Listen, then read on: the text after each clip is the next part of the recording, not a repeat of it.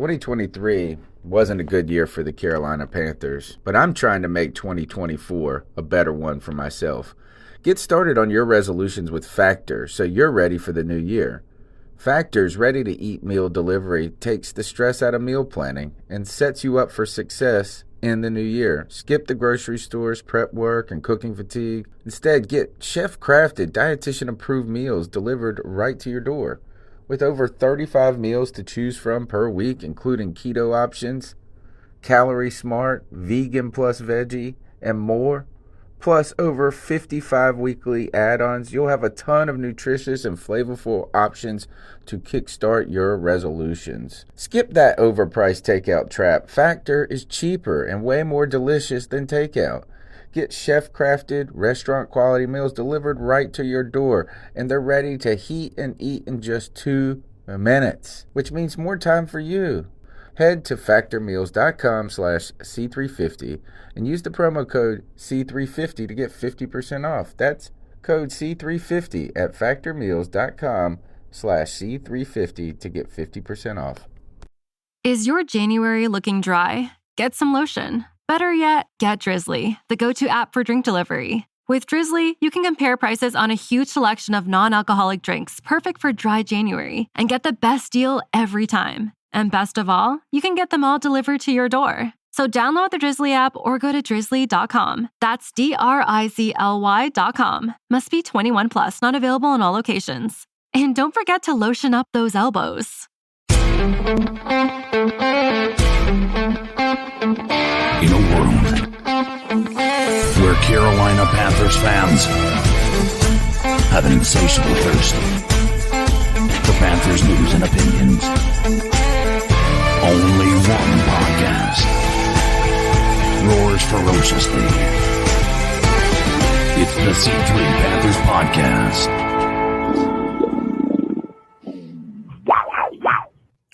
What's the deal, Panther fans? Back with another episode of the C3 Panthers Podcast. That's the longest running Panthers podcast on the intranet. And tonight's show, Panthers training camp begins. The players have arrived at Wofford in Spartanburg, in the hottest part of the world at this moment for us, and the talk is going to be hot today as we preview training camp, but talk about the latest stories and news and opinions from the fan perspective regarding the Carolina Panthers. Got a lot to talk about, from Scott Fitter wanting to add some members to the defense, to Christian McCaffrey feeling the best he is, and the biggest Baker bottom in the world, Sam Darnold, addresses the media and says, we're cool. Him and Baker are cool. And guess who else is cool? My co-host, the producer of this show, Cody Lashney. Welcome back to the C3 Panthers Podcast. Tony Dunn, you know what's cool? Panthers are back to training for playing football, baby. That's what's cool, man. Look, the season is fast approaching. There's so much to talk about seemingly all the time. We have a bunch of clips that I find very fascinating, from Matt Rule to Matt Corral to Scott Fitterer. Tony, you name it, we got it tonight. And you think I'm cool. Dude, I ain't got nothing on these dudes and chicks in the YouTube chat that are the coolest of the cool. You know them and love them, and the list grows every week. Our man Drew, Alex Starks, Andrew Fields, ATX19, Hemlock, Jay Issue, Keith Montez, Kyle Cottrell, KV7 Trees, Lawrence Trevette, Logan Woods, Lynn Leonhardt. What's up, Lynn? Off Grid, Panther Pickle, Poppin' Bullets, Ted Seams, Wide Big Jordan, William Taylor, and Zach Attack. Tony Dunn, ain't nothing to it but to do it, brother. Let's roll. It's called the C3 Panthers Podcast, and you can check us out on CarolinaCatChronicles.com, where we bring you the latest Panthers news and opinions from the fan perspective. Greg, the Bat Daddy, the Stat Daddy in the house. Thanks for the new intro. Still getting a lot of good reception in the chat room. Mute. Yeah, I forget to do that at the intro. I'm still tickled every time I see it, man. It's fun. And Cody, you're right, dude. Football season's here, buddy. It's news ramping up. Stuff actually starting to mean something. Seeing stuff that we've seen or heard rumors before actually coming true, or maybe, becoming false. It's exciting, man. I can't help but this time of year, every year, think about, man, what if the Panthers do this? What if the Panthers do that? And I feel like for some reason, like I do every year, we're going to be good. I don't know why. I just feel like we're going to be good. I do this every season to myself, every single season. It's the time of half a glass full, right? It's like it's the beginning. You're undefeated right now. There are no injuries at this moment that we know of that are pressing. Well, maybe a little Shaq Thompson on the pup list, get a little knee clean out, but he was walking into training camp carrying his own bags. So yeah, this is the time for optimism. We appreciate that, folks. We appreciate if you be a part of the show by calling in at 252-228-5098. Subscribe to the podcast and participate in the chat. One thing you can do is go to carolinacatchronicles.com and find out that today I just put up a story. Tampa Bay Buccaneers signed Carolina killer Julio Jones, and about 9:45 tonight we're going to have Gene Thomas from Buck What You Heard come on for a short little time and talk about the meaning of this all-in move to get Tom Brady the bling bling. But as soon as I see Julio as a Carolina killer, CK, and then I put this story out and everybody goes, oh, he don't play. He needs check the oil. One of my friends said, check the oil in that hoopty, man, because he is broke down now. I know, Julio's always missed a ton of games, though, so it's not even that new. It's just he destroys the Panthers. But, CK, welcome back to the show. Just when Greg is getting optimistic, the Bucks are reloading. Bro, yeah, listen, it's tough to look at that and think that we have a shot against what that team has been. The good news is we only have to face them for 2 of our 17 games. There's still, still a tough road ahead with the other 15, but I tell you what, right now, it's just all optimism with what we have going on with the team, what the pieces that we've added, the potential for some of these guys that quarterback to possibly come in here and compete for a position that has been largely in flux for the past 5 years, really. It's going to be hopefully a season of redemption, and maybe, as Scott Fitter has said in his press conferences, maybe this will start to resemble a very Seahawks-esque rise the Panthers will be seeing. So, we like to hear that. The number is 252-228-5098. You can be a part of the show. We'll be talking about training camp, obviously. We got the Ice Up picks coming later. And some fun things to talk about. Cody, what do we got first on the docket? The players arrived today, so this was great. I mean, they haven't started spinning it yet. There's no thudding yet. We ready, though. And we can smell the football getting closer. They're at least pulling the footballs out of the boxes, out of storage or whatever. But we're watching Baker Mayfield and Shaq Thompson carpool together in what Shaq Thompson has described as a top-tier chauffeur, 5-star. He got 5-star Uber review from Baker Mayfield. Christian McCaffrey's told us that he feels as good as he's ever felt. And you're starting to see some of the young guns. I tell you this, and I want you to pick the first topic, but I want to put this out to the chat, is I saw YGM, Yatur Gross-Matos, walking beside Davion Nixon, Big Snack, and Gross-Matos made it look bigger than him, dude. Like, I mean, and not like heavy big, but like I was like, good God. Like a guy whose nickname is Big Snack, and you don't look small beside him, you a big boy. Gross-Matos look legit, dude. This is the guy I want. This is who I'm hoping for. Be a breakout candidate this year, even though I think next year is the year. What do you want to start with, Cody? I mean, listen, there's so much to start with, but what's been on the front of everyone's mind has been the quarterback competition. And I actually want to start by saying I didn't completely hate this Matt Rule press conference. Dare I say, I even liked it. I even felt like he had some good things to say. And based on some of the things that he said, I find that a few of us are going to have some controversial opinions about what Matt Rule has to say. But let's just jump into it. This is Matt Rule talking about the quarterback competition. And basically he's saying it's not his job to decide. I'll let him tell you.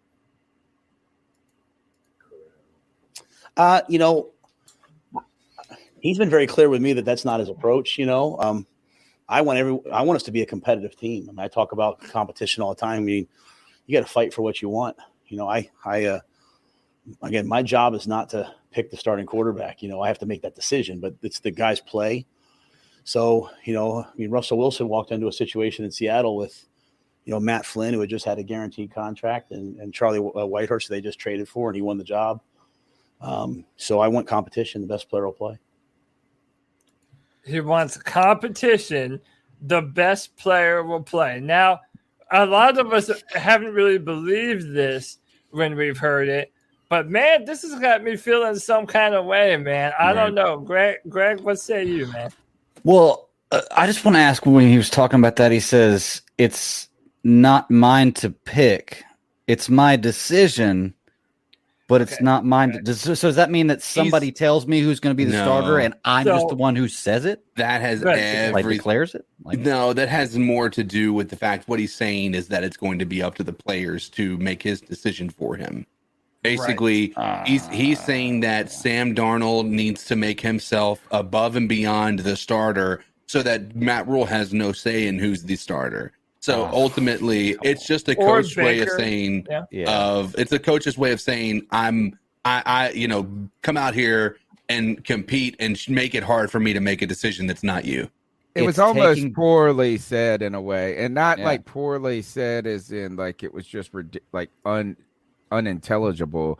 But when he says it's not my job to pick, is really he's saying it's not my job to decide this. And then he said, but it is my job to decide. He really means it is. It's like they're the ones that are going to decide this, not me. It's my job to identify the guy who wins this job, or at least to be the final stamp of approval. What he's just trying to say is that was a one way of saying let the best man win the job, which also is not Sam Darnold. And I've just decided this is that Cody Lashney on this show has screamed so loudly for the last few weeks, and he likes to do this one thing. He loves to do this to people. He'll be like, what can this dude do that the other dude can't? And I will tell you that the difference, and I have said this in past shows, the difference is not physical. It's not a physical attribute at this. It is a confidence. It is the bravado, the mental fortitude. That, and I haven't seen it necessarily with Baker. I mean, even though he looks cool, calm, and collected, and happy and confident, but Darnold looks like a deer in a headlights. He just looks kind of dead behind the eyes in a certain way. And to me, I think that Sam Darnold is the biggest Baker bottom of them all, Cody.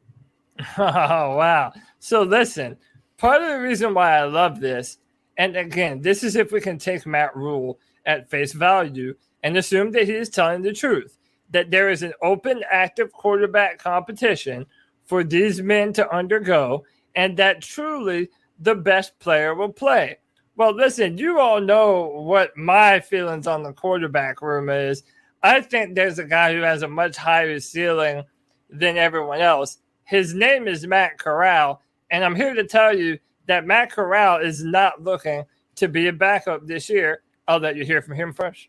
I'm just going to put my best foot forward and let the cards fall where they fall. Has Coach given you an idea yet what type of reps that how the reps are going to be split? No, I just know that my mentality never changed, and I know that the coaches didn't want that to happen, and I feel like I'm in a good spot right now. When you say your mentality never changed, can you expound upon that? Like I said, I'm gonna put my best foot forward. I'm gonna try to compete and get the starting job by any means necessary. And like I said, whatever that takes, I'm gonna do. And like I said, wherever the cards fall, let them fall where they fall. So you heard it here first, man. Matt Corral, he has been living in his playbook. He went on to say that during his interview. He also said that, or Matt Rule said of Matt Corral, that when they were still in Charlotte, he went into the weight room and saw Matt Corral putting in work, getting his ready. His neck looked a little thicker, didn't it? I noticed the same thing, dude. His neck is looking beefy, man. So this is my question that I have to all of you wonderful gentlemen on the panel and to everyone in our chat room.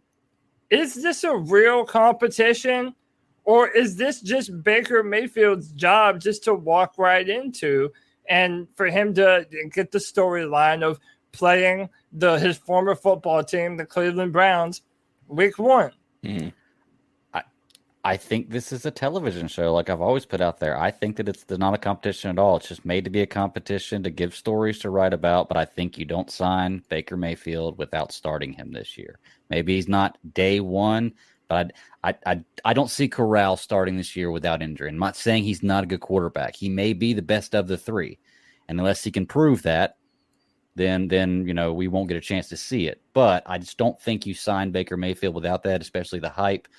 The opportunity of him to come back to a team like Carolina and rebuild them into a franchise is too big of an NFL story. It's something they eat up, So I think, once again, I think some of the calls go in the favor of things that way. We'll see what happens when the season plays out. But I think that you don't sign Baker Mayfield without starting him. What, the conversation just remains the same. It's remained the same for the last 3-4 weeks at this point. Really, since Baker got here, is that at the end of the day, it's Baker's job to lose. Right? It's Baker's job to lose. If it is a real competition, then Matt Corral actually would have a chance to win it. Right? I mean, is that in theory? I don't think it truly is a real competition. Right. But I do believe this is, I like what my man's saying. He's coming in. Now, you almost want to say this. Is this him being naive and overly kind of letting his swag out a little bit too much? You mean Matt Corral? Right.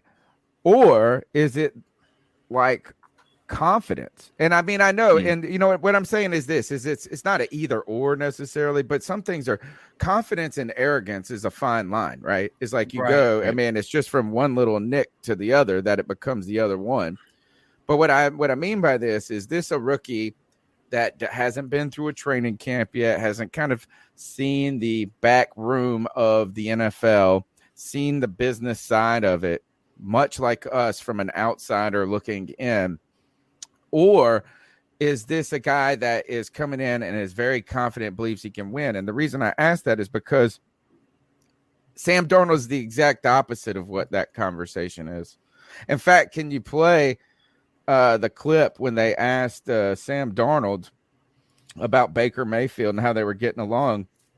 And what I want to ask is at the same time, is Darnold being diplomatic and cautious and understanding the real nature of the situation, or is he mentally a Baker bottom?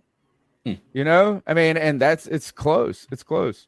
We'll see. Me and Baker are cool. I'm sure, competing and, when things start rolling in training camp, it's just going to be fun. We're going to be able to compete and have fun with it. But at the end of the day, this is a business, and we both take our craft and what we do very seriously. So it's going to be very serious when that time comes to compete, but off the field and all that stuff, me and Baker are really cool. So is that attitude, right? That comment right there, is that him, basically saying like, hey, I don't want to come in here and step my bounds. Like, he didn't come in and say, I'm going to try to win this. He's like, it's going to be fun. Yeah, it's going to be fun when I hold the clipboard and lose the job. It's going to be fun. Is that him being diplomatic, or is he just not enough dog? I kind of think it's both of those things. Lynn says Sam is being PC, and I kind of agree. I kind of think Sam is one of those quarterbacks that he's trained very well from a media perspective. Normally, he doesn't put his foot in his mouth too much. He generally says the right things. And I think Sam Darnold is kind of damned if he does, damned if he doesn't. Because there's really no way that he isn't going to come off wrong. If he comes out and says, hey, I'm going to compete for the starting job and really try and win this thing, yeah, maybe some people would like to hear that from him.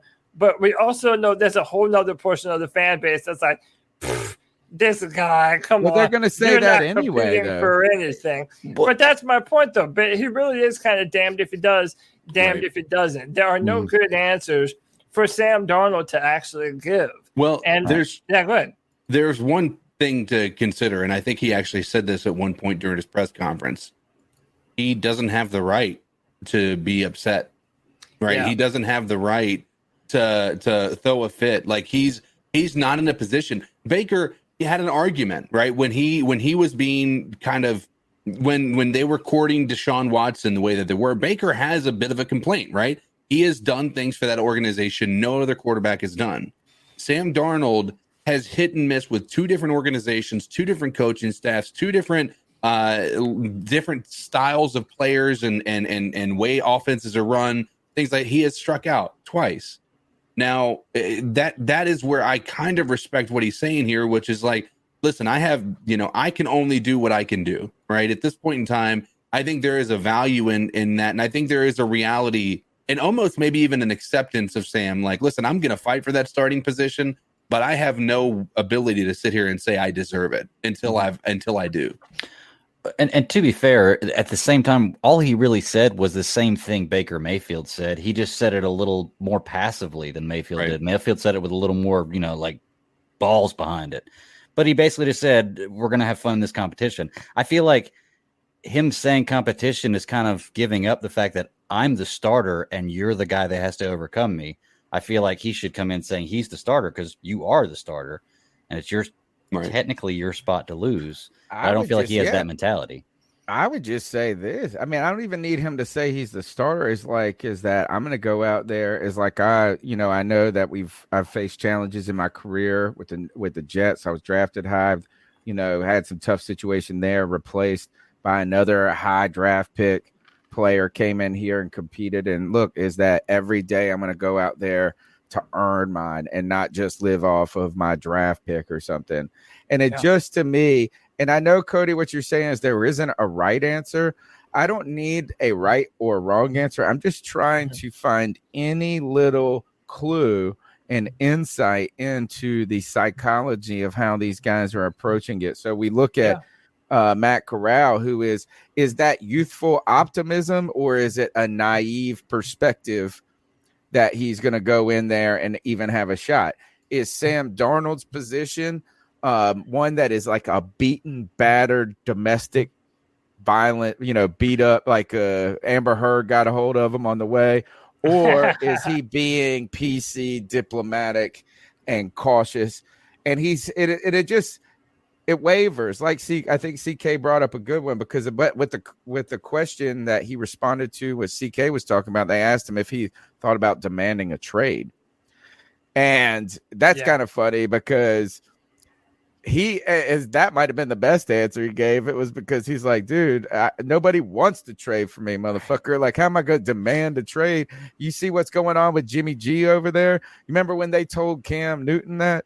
I always love this. When the news breaks and you hear a headline that a team gives the player permission to seek a trade, they're like this: we're so fucking done with you. We don't even want to do the legwork. Just go find a deal and get it for us and we'll approve it. Right. Yeah, I mean, listen, Matt Rule even spoke a little bit about this competition. And let's be real, guys. Like, there really is not another quarterback competition in all the NFL quite like the one we have going on here with the Carolina Panthers this year. What about Trubisky? No, but even that, like, they have a young guy. But, I mean, the fact that we had three different guys that all of our coaches at one point or another have felt were starting caliber quarterbacks in the NFL. Let's continue with Matt Rule talking about when he will know who the best quarterback for the job is.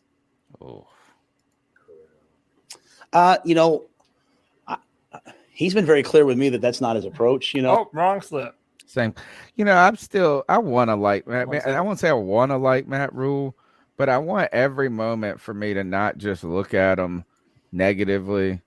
To me, this press conference went a long way in doing that. I'll be honest with you. And I'll expand on it a little bit further, and I'll play some more clips. But this is a clip I intended to play. Oh, now I have to unmute the thing. Has he lost some weight? Yes, he has. I think People he have did also say that. been commenting on his weight loss. So shout out to Matt. I'd love to have it before the Cleveland game. I think anytime you put timelines on things, you end up rushing to make bad decisions. To me, this is about very much being in the moment, but not making rash judgments. Some guys are gonna have good days, some guys are gonna have bad days. We'll have our 53 cut. Whenever we know, we're not gonna play games with it. When we kind of know, hey, this is our guy, we'll do it. But most teams in the NFL start 2 quarterbacks throughout the course of the year. So to me, it's our job to not just pick a starting quarterback. It's to make sure that we have 4 guys that can go in and win for us. So when we know, we'll know. 4. So what did you make of that last part? The 2 quarterbacks. I didn't take that to mean like a dual quarterback system, which is what we did last year. Yeah. But I think he meant like maybe injuries late in happen. games. Yeah, injuries happens, but maybe late in the game, late in the year, maybe you're trying to rush players. He hasn't done that yet, but I think he means this is that there is it's kind of like saying there's a real chance that Christian McCaffrey is not going to play the whole season, right? There's a real chance that your quarterback might have to miss a game or 2 or 3, and you got to be able to win in those moments. That's what I interpret that is. But then my man went and said 4. Yeah. We mean 4. We know who the quarterbacks are, fools. Like, if you don't know, if it's not Baker Mayfield, Sam Darnold, and Matt Corral, it better not be Sam Darnold, Matt Corral, and PJ. Right. Or Baker Mayfield, Sam. You know what I'm saying? Like, either Sam Darnold is on this team or he isn't. PJ, sorry, your time is like if you need to win a game and you can't win it with your 3rd round pick. Sorry, I'm sorry. Is that look? If there's 3 quarterbacks started or kept on this roster, it better be Mayfield, Darnold, and Corral. Because if it's any other 3, I'm gonna be so mad. Can I ask for that clip? When we were walking into that clip, it sounded like he was being asked a question. We were getting the tail end of that, and he said, "I'd love to know before the Cleveland game." Was he have him asked? available? So was he talking about Baker Mayfield? Because if he was, then that's a said, done, and deal right there. We know Baker Mayfield's his starting quarterback. Then no. So basically, what he was asked is because remember he said earlier, "I'm not going to decide who the quarterback is. The competition's going to decide," or basically, right? So then he was then asked a follow-up, well, when do you think you'll know when the starter is? And when would you like to know? And then that's when he kind of jokingly says, well, ideally before the Cleveland game. Okay. Yeah, kind of being like hand and fist about it a little bit. But it really does feel like he is doubling down. And again, maybe I'm biased. Somebody already called me out in the chat saying that I only like this because he's giving Matt Corral a shot. And that's 100% the truth. Maybe that's why I want to believe this. But listen, I mean, Tony, we've talked about chip on the shoulder a lot. And really, if you look at all 3 of these gentlemen, there is no reason why all 3 of them should not have the biggest chip on their shoulder that they have ever had in their career. Baker Mayfield is trying to prove that he was worth that 1st overall pick, and that the Browns did a terrible thing in trading him away for a sex offender.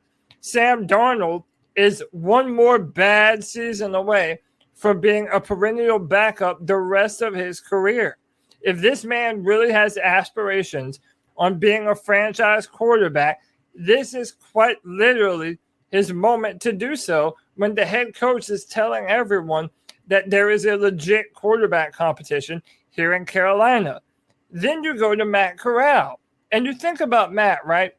He's been having to listen to everyone talk about, this is a quarterback competition between Baker Mayfield and Sam Darnold, and Matt Corral is just a 3rd round pick. Meanwhile, he was going to be a much higher pick if he hadn't gotten injured in that bowl game against Baylor. And then on top of that, how much higher? He would have been higher than the 3rd. That was the biggest concern about Matt Corral, was his injury that he sustained, or at least it was one of them. So you look at that. That is the recipe for 3 young men who should come out with their souls on fire to win this starting job, and if their head coach is telling them that they have the opportunity to do so. Matt Rule goes on later to kind of say how this is permeating the entire roster, and I love it. I think this is going to be a great thing for our training camp this year for us to monitor and keep an eye on. Soul's on fire. When I listen to Sam Darnold talk, I go, man, that man's soul is on fire, dude. Good Lord.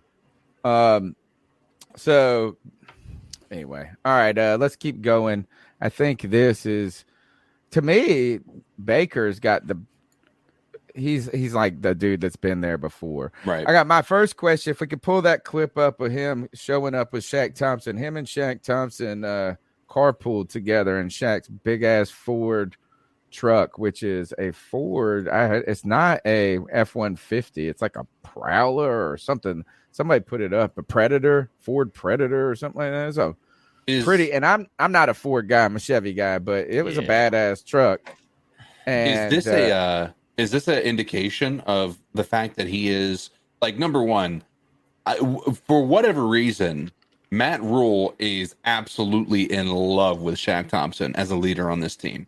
Like, he cannot go a press conference without mentioning Shaq at least 5 times, right? At least that's how it's been the last, 2 or 3 different press conferences he's done.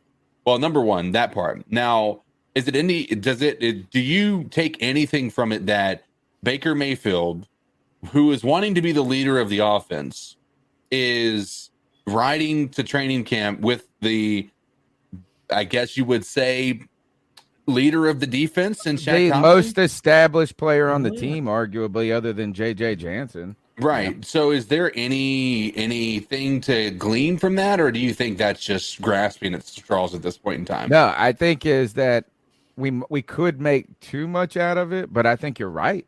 Right. Yeah, how about this? Is like is that if they didn't ride together, we wouldn't have any reason to believe that.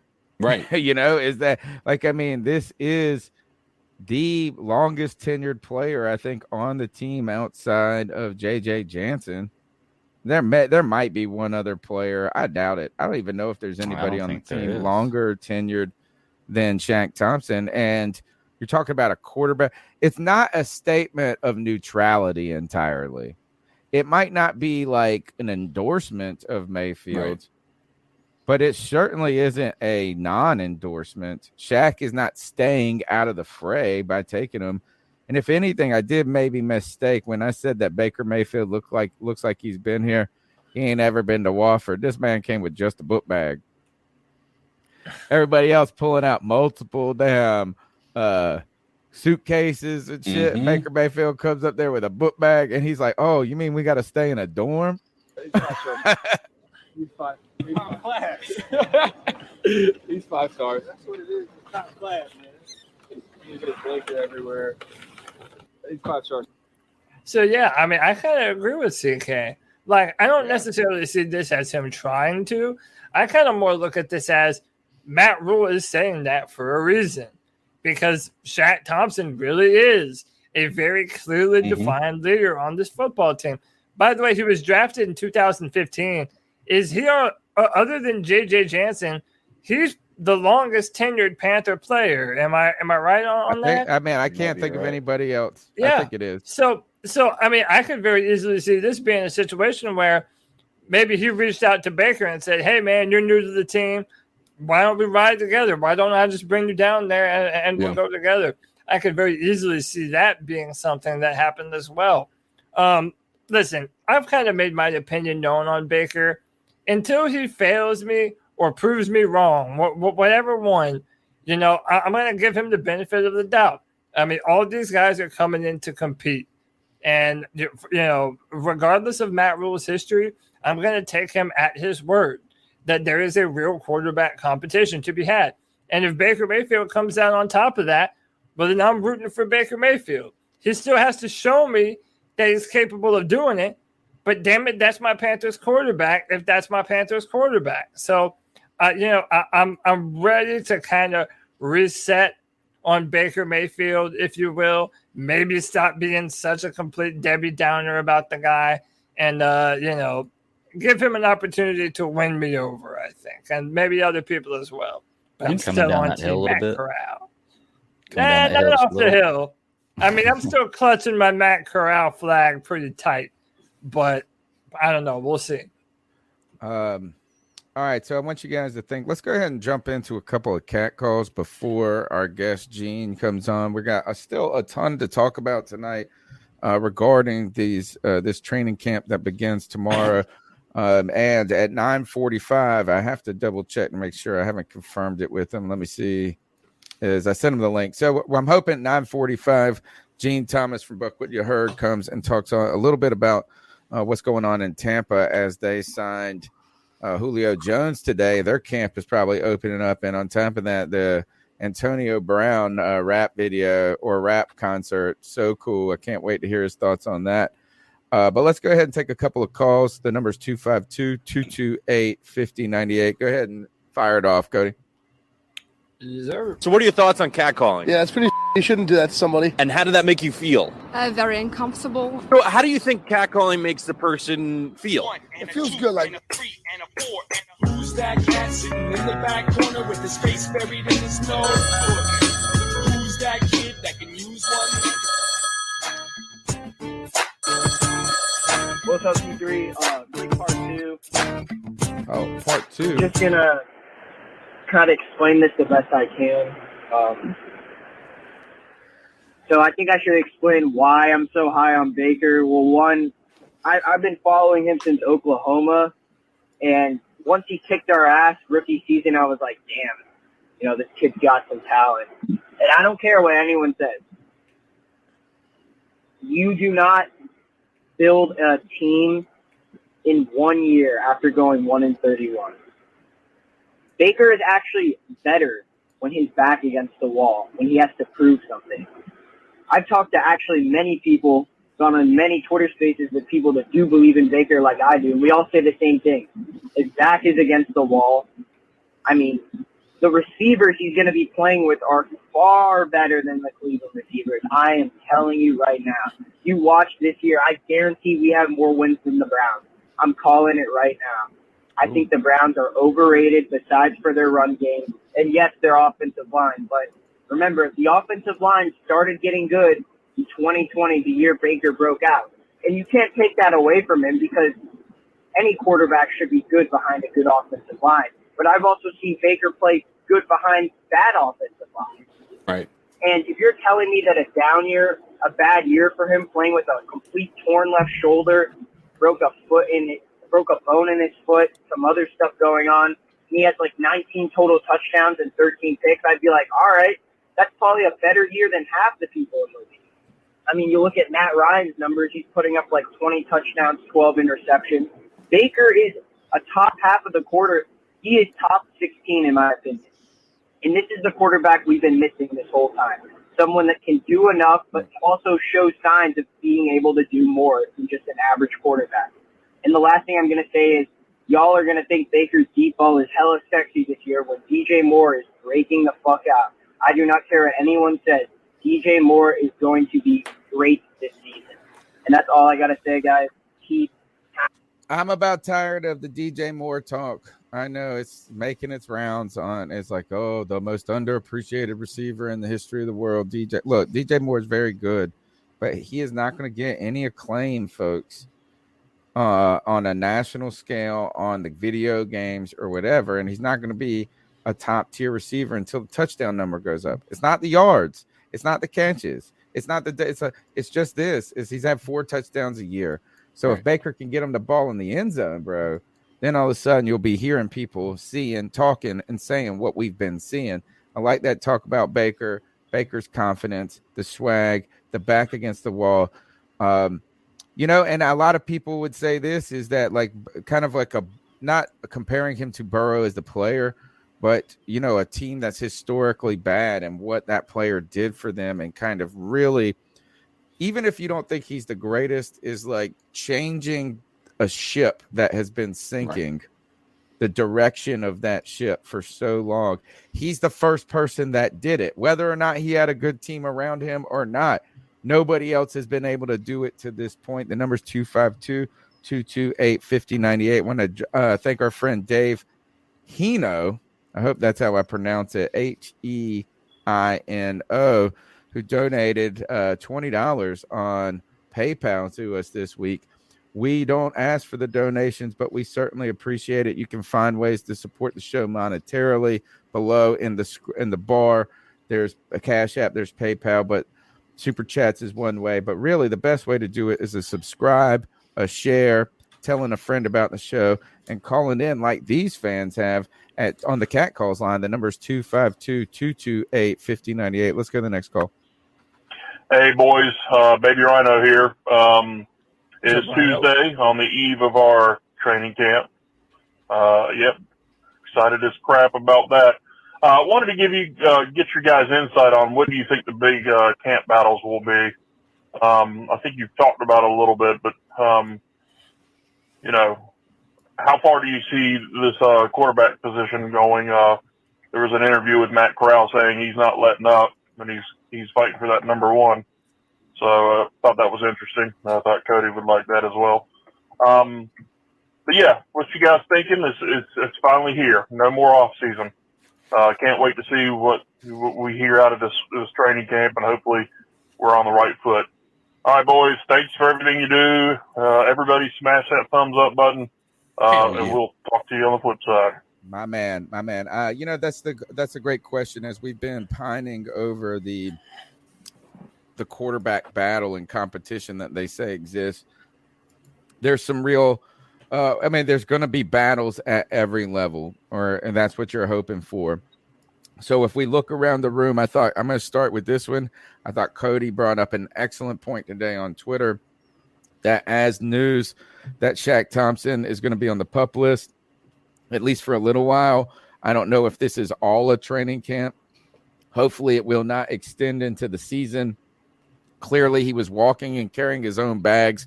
So, I got to feel like that this is going to be something that is going to give the young Bucks more opportunity. And that brings us to the linebacker position. We've got some question marks there when it comes from Damian Wilson, who was arrested this offseason. Have not heard much about him since. Who's the guy that we brought in? Corey Littleton. Littleton from Las Vegas, I believe is where he played. But then we went and drafted a very athletic and kind of one of those players that fits the MO of our scouting department, is like where they check all the boxes off. What's his name? Something Brandon, help me out, Cody. Brandon Smith. And when you brought up the point that Shaq Thompson, could be a blessing in a way to giving Brandon Smith kind of an opportunity to be in the action more and to familiarize himself and maybe even find his way into the lineup. Yeah, what do we make of this knee scope for Shaq Thompson? Well, I was talking online in my Friday free-for-all chat. By the way, check out the Friday free-for-all every Friday at 7 p.m. You can be a part of the show. But I was wondering, is this something that Shaq Thompson just kind of waited too long to do, and inevitably that recovery time kind of bled over into the training camp window? Did he know about this at the end of the season? I don't know if we know the real story on this. Everybody says that he's going to be good to go come the start of the season, but he said it would be a good opportunity for Shaq to kind of observe the culture and kind of reinforce himself as that leader. But yeah, listen, I think Brandon Smith is an incredible prospect. 6'5", 240 pounds. This dude is a monster. He can fly around the football field. Every time I've seen him listed, it's always at the will linebacker, almost kind of like as a second to Shaq Thompson. I'm thinking maybe this might be a good opportunity for him to move up. I really wouldn't mind if they decided to give him some snaps at Mike. Now, maybe he's not quite along in his development yet to actually be the Mike linebacker in a 4-3 defense, which there's a lot. That's the quarterback of our defense. But I do think that it is an opportunity for him to get major reps at a position of need, man. Panther fans don't need me to remind them how bad our run defense has been the past, 4 years now. It's been really bad, and we're hoping that a big, fast, physical, downhill linebacker can be just what the doctor ordered. The article I'm reading says had a minor knee procedure this offseason, likely miss a few weeks worth of practice and training camp, but he'll be around the field. So they expect him to fully be ready for the regular season. And as far as the depth at linebacker goes, veteran Rashawn Melvin did not report to camp, making a personal life decision. He may or may not report. So we may be down one more linebacker. Well, we got some young guys, and some people brought it up in the chat as they'll be interested to see where Frankie Louvu fits into this. You've got Amari Barno, who is kind of a freakishly fast defensive lineman who is not big enough to play defensive end. I mean, at this point, but ran like it was some crazy, basically like a wide receiver or running back numbers in the 40 in the combine. But I agree that again, it's Brandon Smith, right? I mean, I feel like it's such a not a lame name. It's Brandon Smith. I don't want to say. I'm still getting to know these guys. Brandon Smith. Brandon Smith. Is that this is the time that they can learn, right? I mean, that's the thing, is that training camp is not as important for Shaq Thompson, and it is for a guy like this. So if you want a guy to come along, this is the time that they can start to learn more about kind of the rhythm, the speed, the language. I think one of the things, though, when you said the quarterback, is that maybe the Mike linebacker can be the quarterback, and likely is, like, a lot of times it is very convenient for him to be. But I feel like Ed Reed was the quarterback for the Ravens at one point. So, we are so strong up the middle with, now you got Jeremy Chin. And on top of that, they brought in Xavier Wilson. Still, again, we just got the guy that we brought in from Minnesota, Xavier Woods. Okay. Yeah. Who has been acclaimed for his communication, like kind of that lead. So maybe there's enough behind them to where you could rotate this Brandon Smith kid in there and give him some snaps like that. So that's interesting. My last point before I move on to the next subject is, I always love when they're like, oh, minor knee surgery. Just nothing. Yeah. Just to clean out. Like, what is there? Trash in there? Like, it's like, what, you forget to take the trash down to the street last week? I know this, is that, first of all, I know there are levels and degrees of surgeries, but like anything that's invasive is never good, in a way. I mean, I guess it can positively impact your life if you're really hurt. But like, you don't just get, so I've always wondered what a scope truly is. What the hell are they pulling out? Like, it's not, I think they're just cleaning out scar tissue from cartilage, to be honest with you. Is what I think it is, but I'm not positive. But he did not have a knee brace on. He didn't, you know what I'm saying? So this is just like, they know. I mean, what's Shaq Thompson on the first couple of weeks going to do? Like, he's been there before. They don't need. This would be like if you're making Greg Olsen go sleep in the dam. That's always been kind of the argument about the Wofford environment, is like, why do you do this to a guy who's been in the league 15 years and make him sleep? Like, you got to bring in his own mattress, bring in pillows. They were talking about, I saw Sam Darnold talking about like how many blankets Christian McCaffrey has. He's going to be trying to sneak in. What's her name? I mean, the guys aren't going to mind.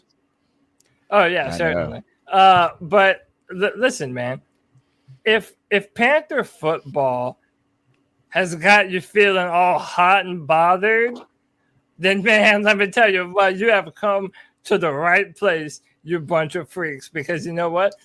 When we're feeling hot and bothered, we like to listen to the man with that silky smooth voice, baby, Codizzle. Talk to him, Papa.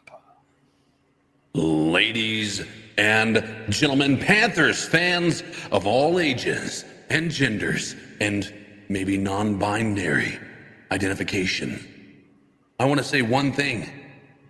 The offseason is over. And now we can have something to be celebrating. We can look forward to the regular season, the preseason, finding out who is our starting quarterback. Who's going to be our left tackle? But You come here, you hear us chalk all these things up, talk about them in depth, maybe debate, maybe die on some hills, but you haven't hit that like button yet? I have one thing to say to all you absolute motherfucking freaks. Subscriber shame.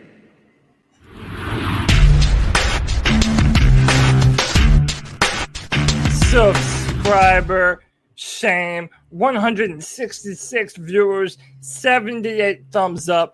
Hit that like, hit that subscribe, hit that notification bell for every single time the C3 Panthers podcast goes live. Guys, we are so close, and I mean literally so close to being at 4,000 subscribers, man. Be a friend. Tell a friend. You know this is your favorite Panthers podcast.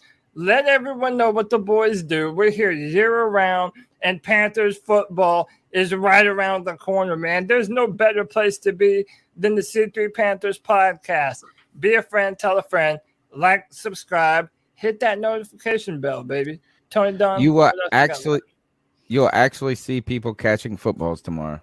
You will see videos of people playing actual football, right? And Carolina Panthers, not USFL players or whatever the name of the league is that they're doing now, is that this is the actual Carolina Panthers. We'll be doing something tomorrow. And it's so nice because we want to actually have, like, we got real things to talk about.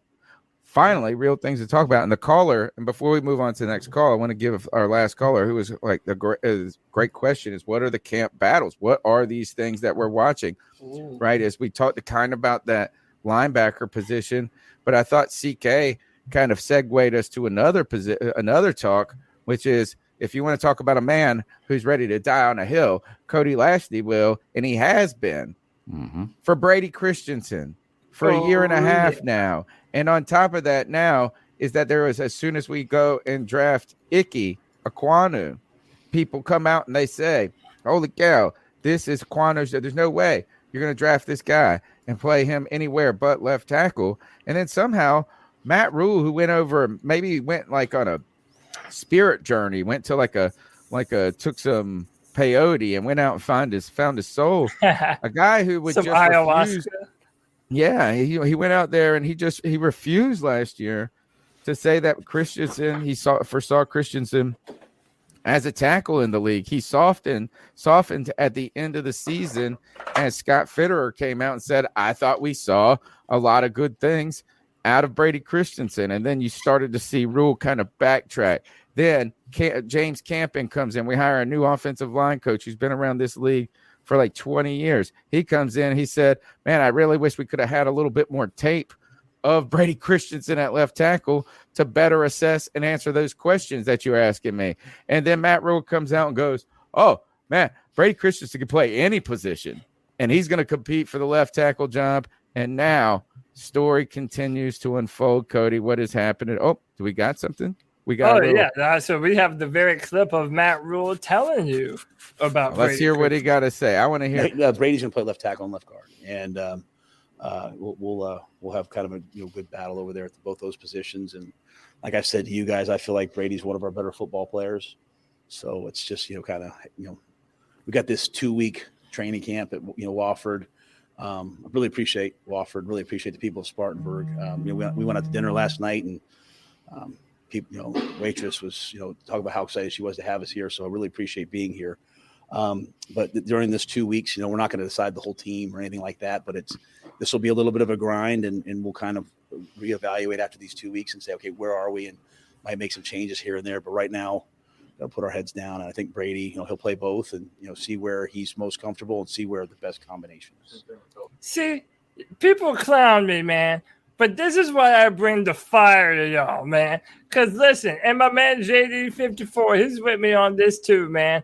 We have been saying forever that it makes more sense than people want to give credit for to put Brady Christensen at left tackle and Kim Ekwonu at left guard.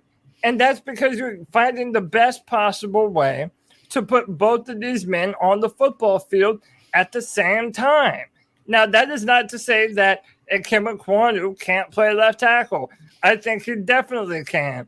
But, man, I really think that Brady Christensen is best suited as a tackle in the NFL as opposed to a guard. It's going to be a very interesting competition between the two of them. But, man, everybody that was saying that I was crazy for even suggesting that Christensen should be playing left tackle, dude, I'm telling you, man, that's why you come to this podcast, man. There's a couple of things that stick out to me about this discussion. First of all is that I know everybody is flipping over your comments about the left tackle stuff, which I have some criticisms and some support. I got roasted on Twitter for this take. I know for a long time. Roasted. For me, it's more upsetting is Matt Rule's backtracking on Christensen. Yeah. Like, is like, oh, he's one of the best players on our team all of a sudden. Like, you barely even said he was worthy of being out there last year until you needed him more than anything. Mm-hmm. I felt he was so resistant. Oh, we don't want to rush him out there. That was the first thing. We don't want to rush him out there. That was the first thing. The second thing was, oh, we see him as a guard. We tried him at right guard. Then we tried him at and then he finally put him in at left tackle, and he did the best out of all the positions he played last year. And so to me, the real kind of disconcerting part of this is I hope this is Matt Rule learning his lesson, I guess, and being humble enough to change his opinion, which is a very hard thing in this world when we start believing things to change our direction and course. So if that is the case, that's great. I just hope it's not him just constantly backtracking on anything. I hope it's not that. The next point about this is it really only 2 weeks training camp at Wofford? Felt like so it's shorter than I thought. All right, and then the last point was to the actual combination.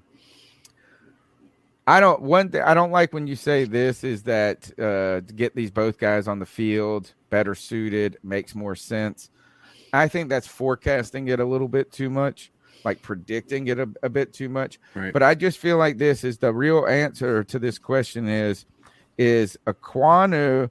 If you're going to just say who's better at a singular position, that's one question to have. So if Ekwonu's a better left tackle than Brady Christensen, straight up, apples to apples, maybe it is Ekwonu. Maybe the people are right.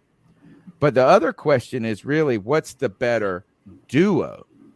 And is the better duo Christensen at tackle and Ekwonu at guard, or Ekwonu at tackle and Christensen at guard? And that it's not a referendum on the other player necessarily of who's better, who's more qualified. It's just is that if Christensen is a less of a liability on the outside than he is on the inside, then you should then maybe you would be stronger. And I think maybe that's what he was lending to. Right. Make the line as a whole a better offensive line, is it better to have it that way is what you're saying? Not, and like you said, I think it's a fair assessment to say it's not saying that Christensen is going to be a better tackle than Icky, but maybe as a whole, the overall improvement to the entire line might be a net positive to have Icky at guard and Brady Christensen at tackle. I think that's a fair assessment. Do I think that's what we're going to see? I don't. The real question is how much. I think no matter what, you're going to have both of them out there, whichever way you do it. Christensen at guard, Christensen at tackle, the other one opposite. I mean, what's going to be the difference between the two is what I want to know. Like, how much better is one going to be than the other as long as you still have both of them out there in almost the same position? You're talking about a guy moving over, 3 feet and playing a slightly different. I understand, but I mean, it's more like a highly valued position. Yeah, so one of the things that Brady Christensen excels at is his athleticism. I mean, he was rated very, very highly from the combine to his PFF grades for his athleticism. Mm-hmm. And I also wanted to comment on this too. There is this devaluation of the guard position. Like, people instantly think left tackle, oh, that's the premier offensive line position. That's where all the big money contracts go. That's the guy. However, I've been saying this for a while. I think that your pocket is just as important to a modern NFL offense as it ever has been, especially if you want to run the football. Imagine if we put Ikem Ekwonu at left guard and he ends up becoming a Quentin Nelson kind of player. Just an absolute mauler and a road grader in the middle of your offensive line. When defensive tackles are getting better and better, you have a juggernaut right in the middle of your offensive line, just mowing fools over. I mean, to me, that's the best thing that we could possibly hope for. Again, I think that Akim Ekwonu, no matter what position he plays, is going to be a very good all-pro football player at left tackle or left guard. I have a feeling that Christensen is more a tackle than he is a guard. So I don't necessarily feel the same way about him at the guard position as I do at tackle. So to Greg's point, if this does get everyone on the field at a position where they can really do some damage, I think it's the best thing that we could possibly do. Okay. It's just think of it this, folks, is that if you're telling anybody they're stupid for one of these things about the offensive line, this is the first fucking time in I don't know how long that we've had a battle at left tackle. Be stupid about it. It's like, yeah. What? You mean we might have a guy who could be a Pro Bowler at the guard and the left tackle position, and maybe like what? Huh? Yeah. And now I will push back a little bit on the devaluing the interior part, because you're kind of the by those people who have devalued it on the other side of the football. Like, is the problem is drafting Derek Brown in the top 10 because of the position.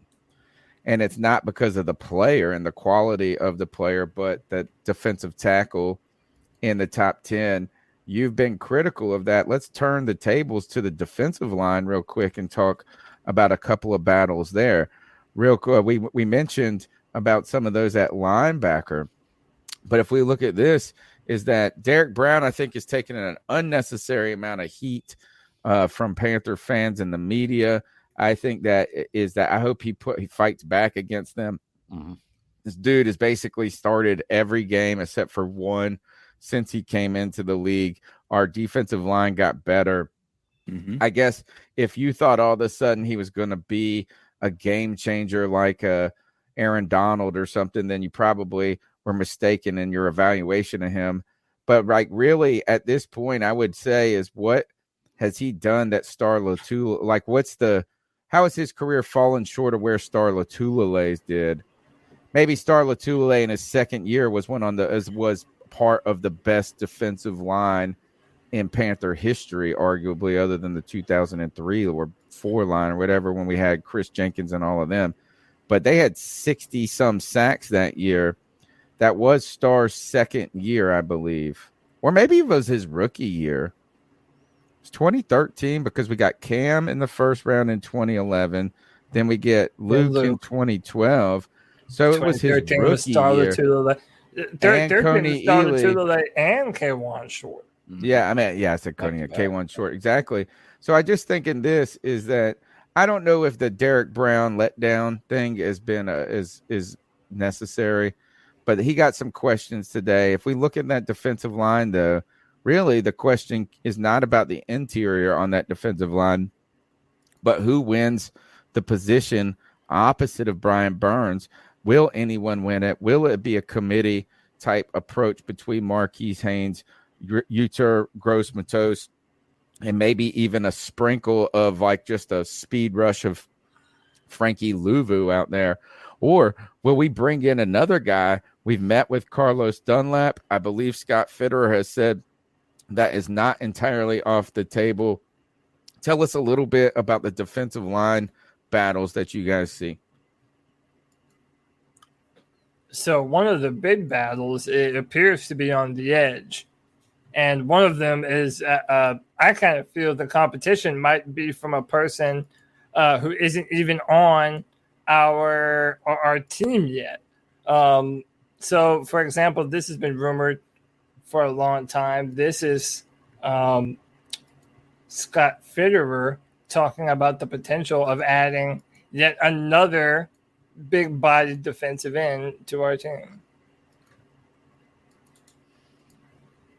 Yeah, we made our calls yesterday, It's something we're still looking into. We'd like to add a big body pass rusher, that type. So nothing imminent right now.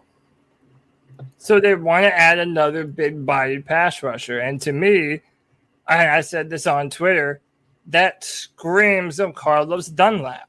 Mm-hmm. And this is a player that has been linked to us for a long time. I believe he had like 9 sacks last year for the Seattle Seahawks. You know, I really like what this guy is capable of. I think that opposite defensive end position on the other side of Brian Burns is probably the biggest question mark on our offensive line. We have guys like Tony mentioned earlier, a juiced up YGM, not steroid juice, but he's just lifting, man. He's getting strong. Yeah, I mean, he's a Turgos Matos. We also have Marquise Haynes, a longtime veteran of the Panthers now, who's coming back, kind of built similar to a Mario Addison. I would say a lot of I remember Ron Rivera loved him when it was coming out. But, you know, there really isn't a ton of experience. And when you're losing a guy like Haynes has been around for a minute. Yeah, but I mean, like, he's never really been the dude. He's never been like our main guy on the offense or on the defensive line, rather. And I think that kind of worries the Panthers, knowing that they no longer have Hassan Reddick on the opposite end of Brian Burns. I think they want to get big and physical. And how many times have we heard our coaches say that they want to set a physical edge? They want big guys on the line of scrimmage setting a very strong physical edge. I think Dunlap does that, and it allows Derek Brown, Brian Burns, and everyone else on our defensive line to play faster. So that's the biggest one for me as of this moment, is that right defensive end. I like that Dunlap, but I'm reading articles about it right now. It looks like Kansas City's interested in him too.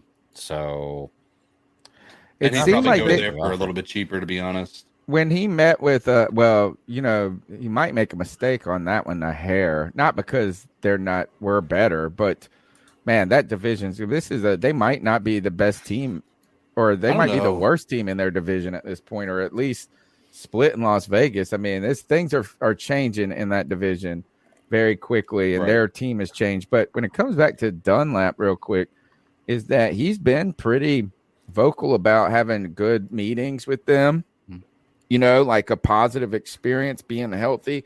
Some people I've seen and read have speculated that really what it's coming down to isn't necessarily a number that they're agreeing on for payment, but what Dunlap's role would be. Right. And I think he's wanting a little bit more, or they've implied that he wants a little bit more assurances of getting some snaps, or getting these snaps, the majority of them. So first, before we go on into that, there's a request from the Bat Daddy for the Bat Daddy. Orange Jelly Ninja with a $2.40 super chat needs a whoop whoop from you. Whoop whoop. Snap. There it is. We'll get you that $2.40 for your services, sir. There you go. And also shout out to Q Sparks for the $5 super sticker. Appreciate you guys, man. Hit that like and subscribe if you haven't done so already. Be a friend, tell a friend.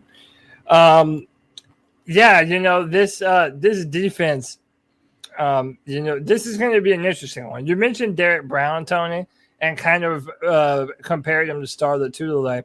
And I've always said that Star Lotulelei, we didn't truly know his value until we didn't have him anymore. Yeah. And then we saw, oh, man, he really made everything happen. And, you know, I think when you're, you know, this kind of goes back to Ikem Ekwonu at left guard. Even if you look at what Derek Brown does, he is meant to be that big, powerful force in the middle. He's not going to have 5+ sacks a year normally. Maybe if he has a good year, but that's not really the purpose of what Derek Brown is meant to do. He's meant to be a destroyer of offensive lines, and that's what the man has been really good at doing.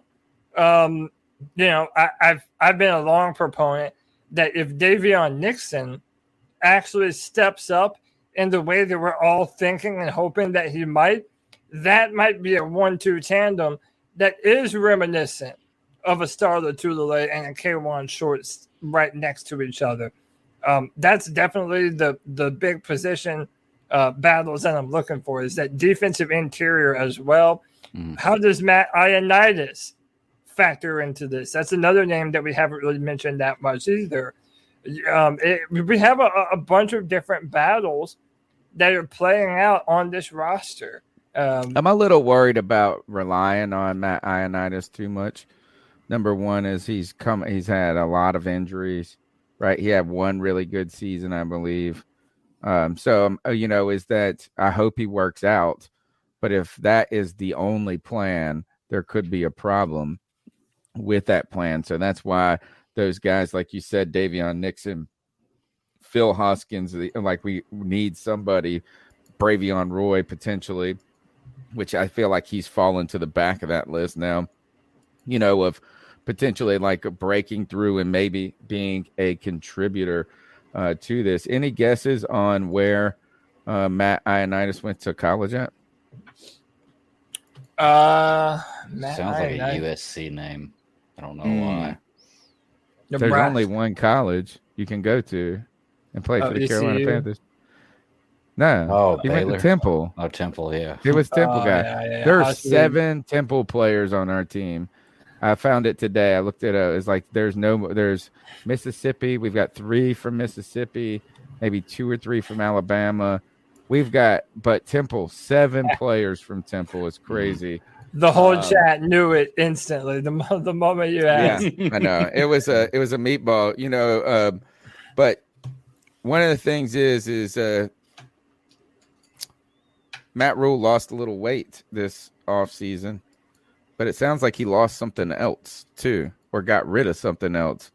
Cody, one of the big or early stories coming out is a reaction story from last year's camp, something that I felt like took a ton of heat. I don't know if it was necessary that it took the heat that it did, but it became symbolic and kind of this one sign. It became a sign, an anti-sign. It was like the Antichrist coming for our season last year, and they decided to get rid of that bad juju. Cody, tell us what about this news story about getting rid of something other than a double chin. Yeah, man. So I'll just let Matt Rule tell you, and I'll say this. Earlier I said that I liked this press conference from Matt Rule, and one of the reasons I liked it is just because it kind of shows growth to me. Like, the man talks a lot in good game a lot of the time, and yet we fail to see it in practice. Well, this man has had only 2 5-win seasons back to back. So I think he's showing the humility of maybe evolving a little bit and trying to, become a better head coach than he has been in 2 years. Maybe it starts with getting rid of the DBO sign. Yeah, we the DBO sign to me was like a step in a process, kind of like, hey, oh my God, if you're not, you're going to run over there and hit it. That kind of, to be quite honest, followed what Coach Belichick and some of those guys did, and Coach Flores, like they had it. Then the next year they kind of transitioned away from it. In fact, we jumped off sides one time in the spring, and Shaq and Frankie started screaming for the guy on offense, and he had to go run to the DBO sign. I was like, hey, it's not there anymore. To me now, we have so much competition that the punishment now is just kind of coming. You jump off sides, you just kind of come out, and someone else takes that rep.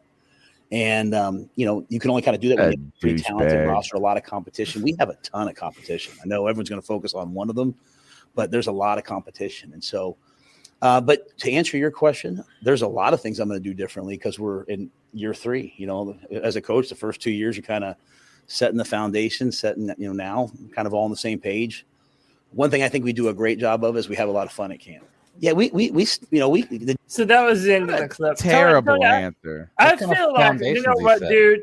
I feel like you really are my internet wife, because you just play the contrarian to me every time. The moment that I like something that Matt Rule says, this sounds like such an idiot. Tell me why this is so stupid, Mrs. Cody Lashley. I'll tell you exactly why, because you could just say, look, is that we're not doing it this year. And I know you guys made a lot of fun of it or whatever, but we were trying to promote accountability last year, but we got other ways that we're doing it. And that's not going to be a feature of my camp every year, but to be like, oh, well, it was just, I see it as a step in the process. Is on year one, we start with the come to work sign. In year two, we do your job, don't beat ourselves sign. In year three, we go, let's win a bunch of fucking games sign. Like, it was like, no, it wasn't a step in the process. And then he was like, oh, well, something I borrowed from Belichick and Flores. What the fuck about any of those dudes? Yeah. I mean, come on. It's like, oh, well, I read a story when I was a kid that Bill Belichick used to make people do sit-ups or something. Like, I mean, it just felt like, just own it. Be like, I felt like it became a distraction. I felt like it became unnecessary, or just say, we don't have it. We're doing things different. It was one of those things. Is like, don't tell me you're wrong and you're sorry, but then tell me all the reasons you weren't wrong in the process. For me, it's looking at and listening to him talking about the first 2 years are laying the foundation, and now we have it established and we're ready. What foundation has he laid in the first 2 years? Multiple different starting quarterbacks, loss of draft picks, 2 back-to-back 5 wins. What foundation have you laid down? I know. There's no culture in Carolina. Like, you haven't established any kind of culture. What is he talking about? And the other thing was like, last year we needed that. This year, we got so much better players. You just coming out.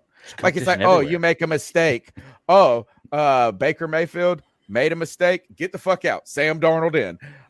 Sam Darnold made a mistake. Matt Corral, get out. You guys are reading so much into this. Let me. Go ahead, okay. Can I ask you a question? Like, what should he have said there to make you happy? Not talk less about it. Not talk. Talk less about it. Like, I'm saying, not try to explain why it was a good thing last year, but it's not a good thing. Who really gives a shit? Don't buy into that bait. We all thought the sign was corny as hell, and that ultimately it was just a waste of time. It was some high school football type of shit, and we didn't really like it, right?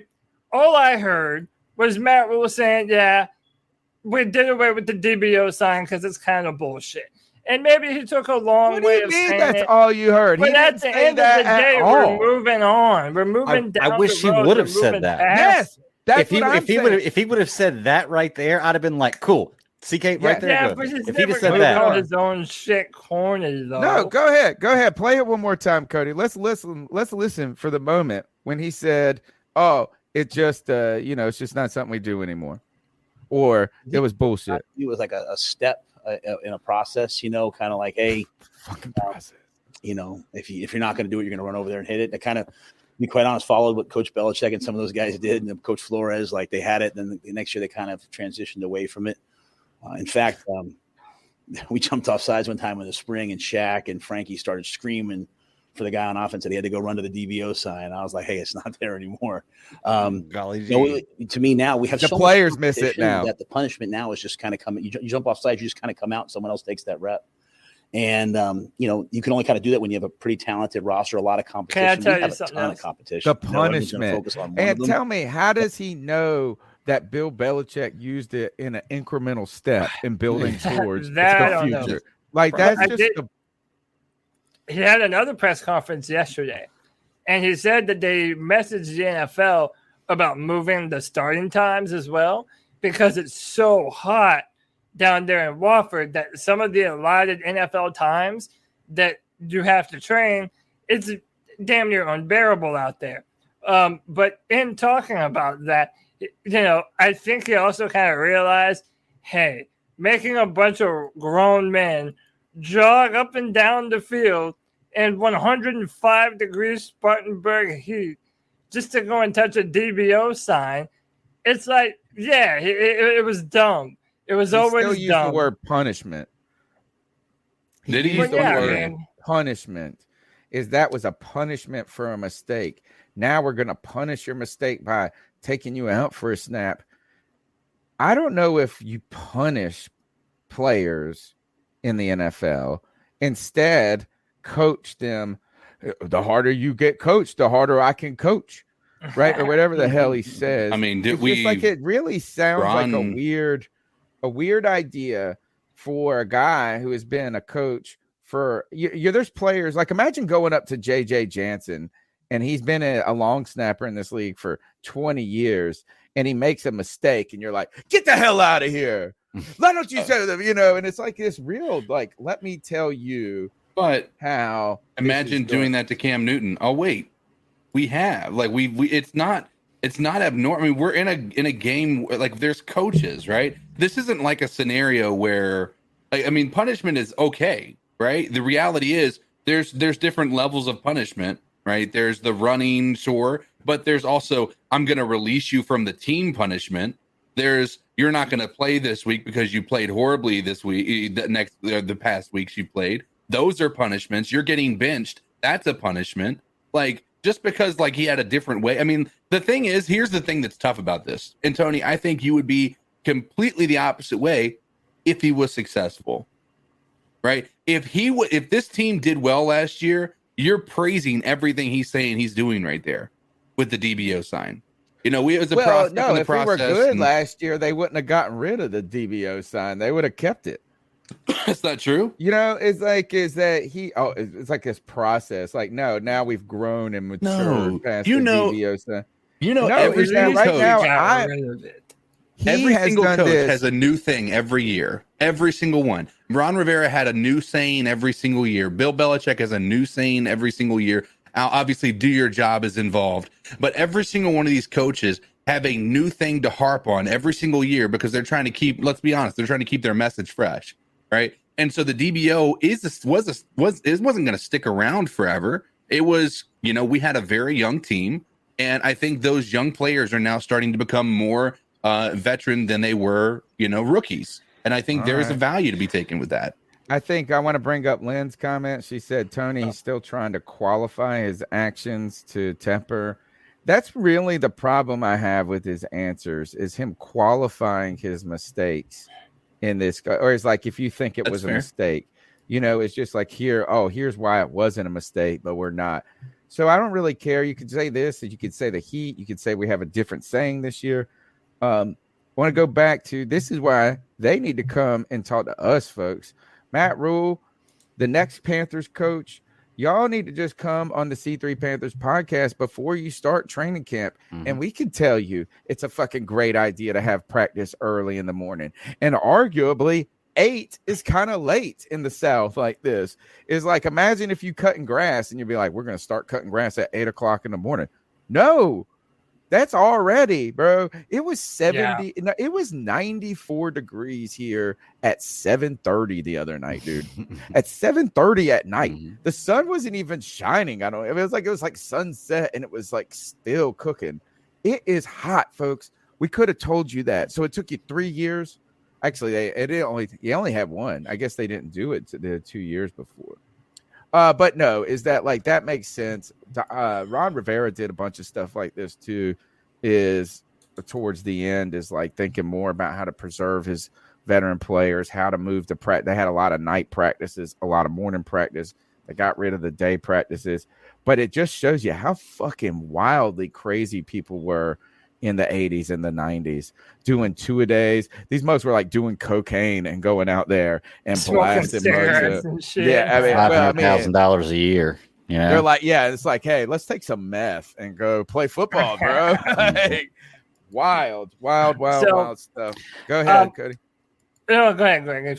Jump in. I just one last point to what we were saying there about the Matt Rule with the punishment. Isn't really the only way to punish these guys in the pocketbook.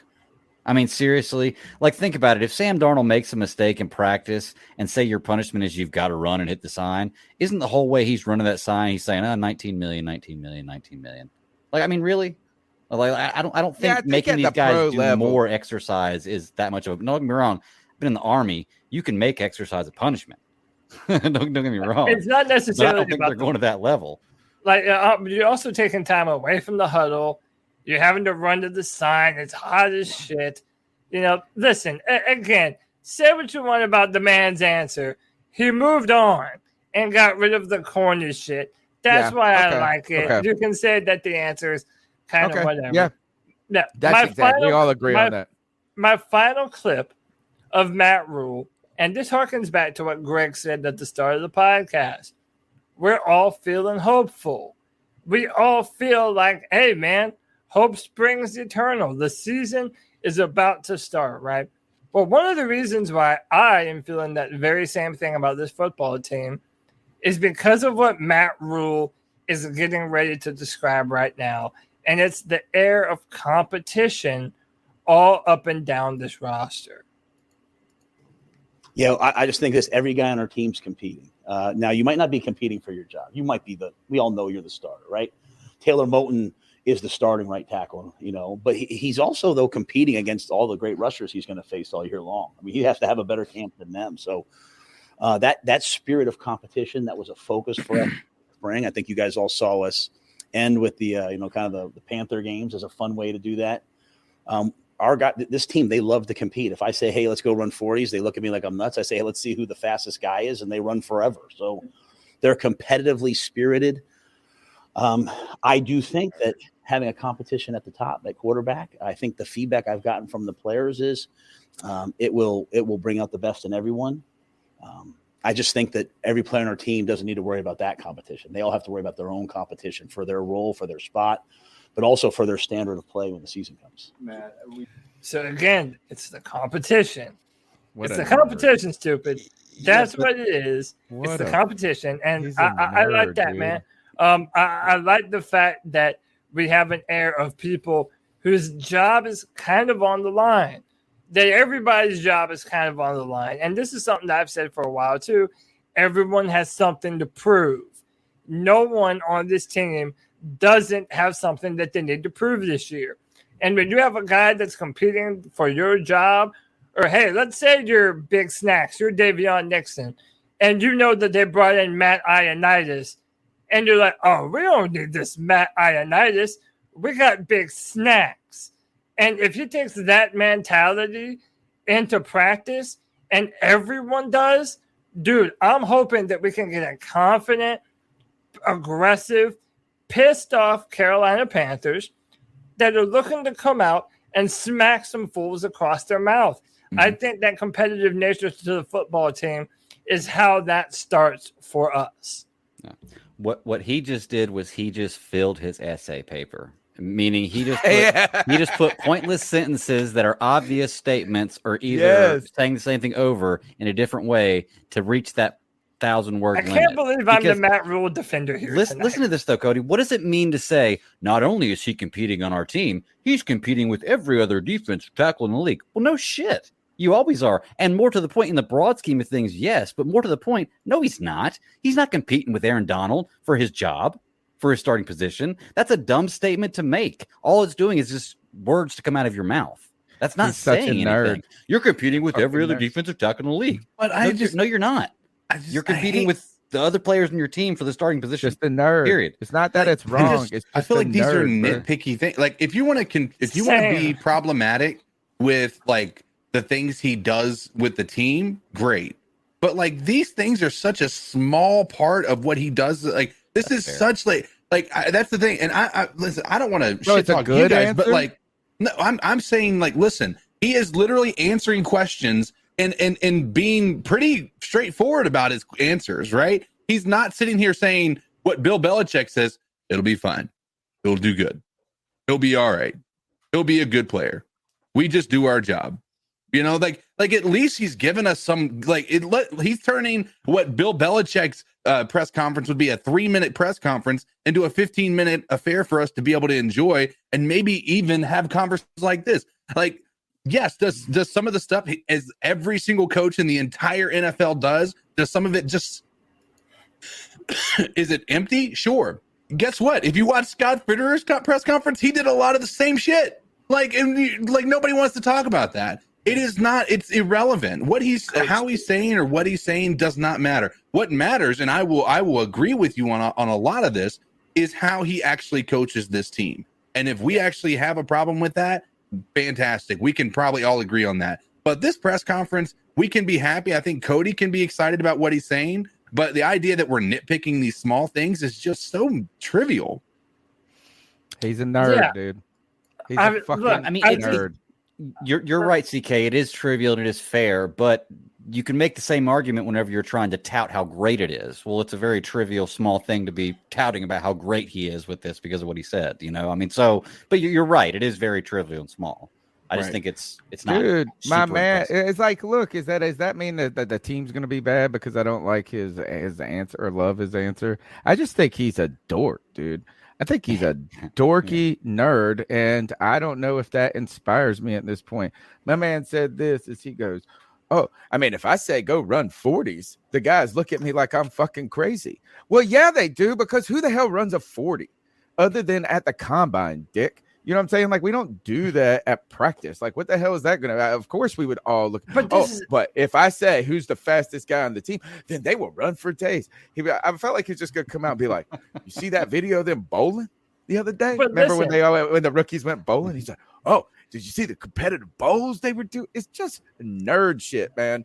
And the only thing is that, like, I just sit there thinking, you know where the competition is? Yeah, we're all competing. Even the coaches are competing, motherfucker, for our jobs. I might not even be head coach next year. But like to CK's point though, like, okay, well, to Tony's point too, like, we know that he's a dork.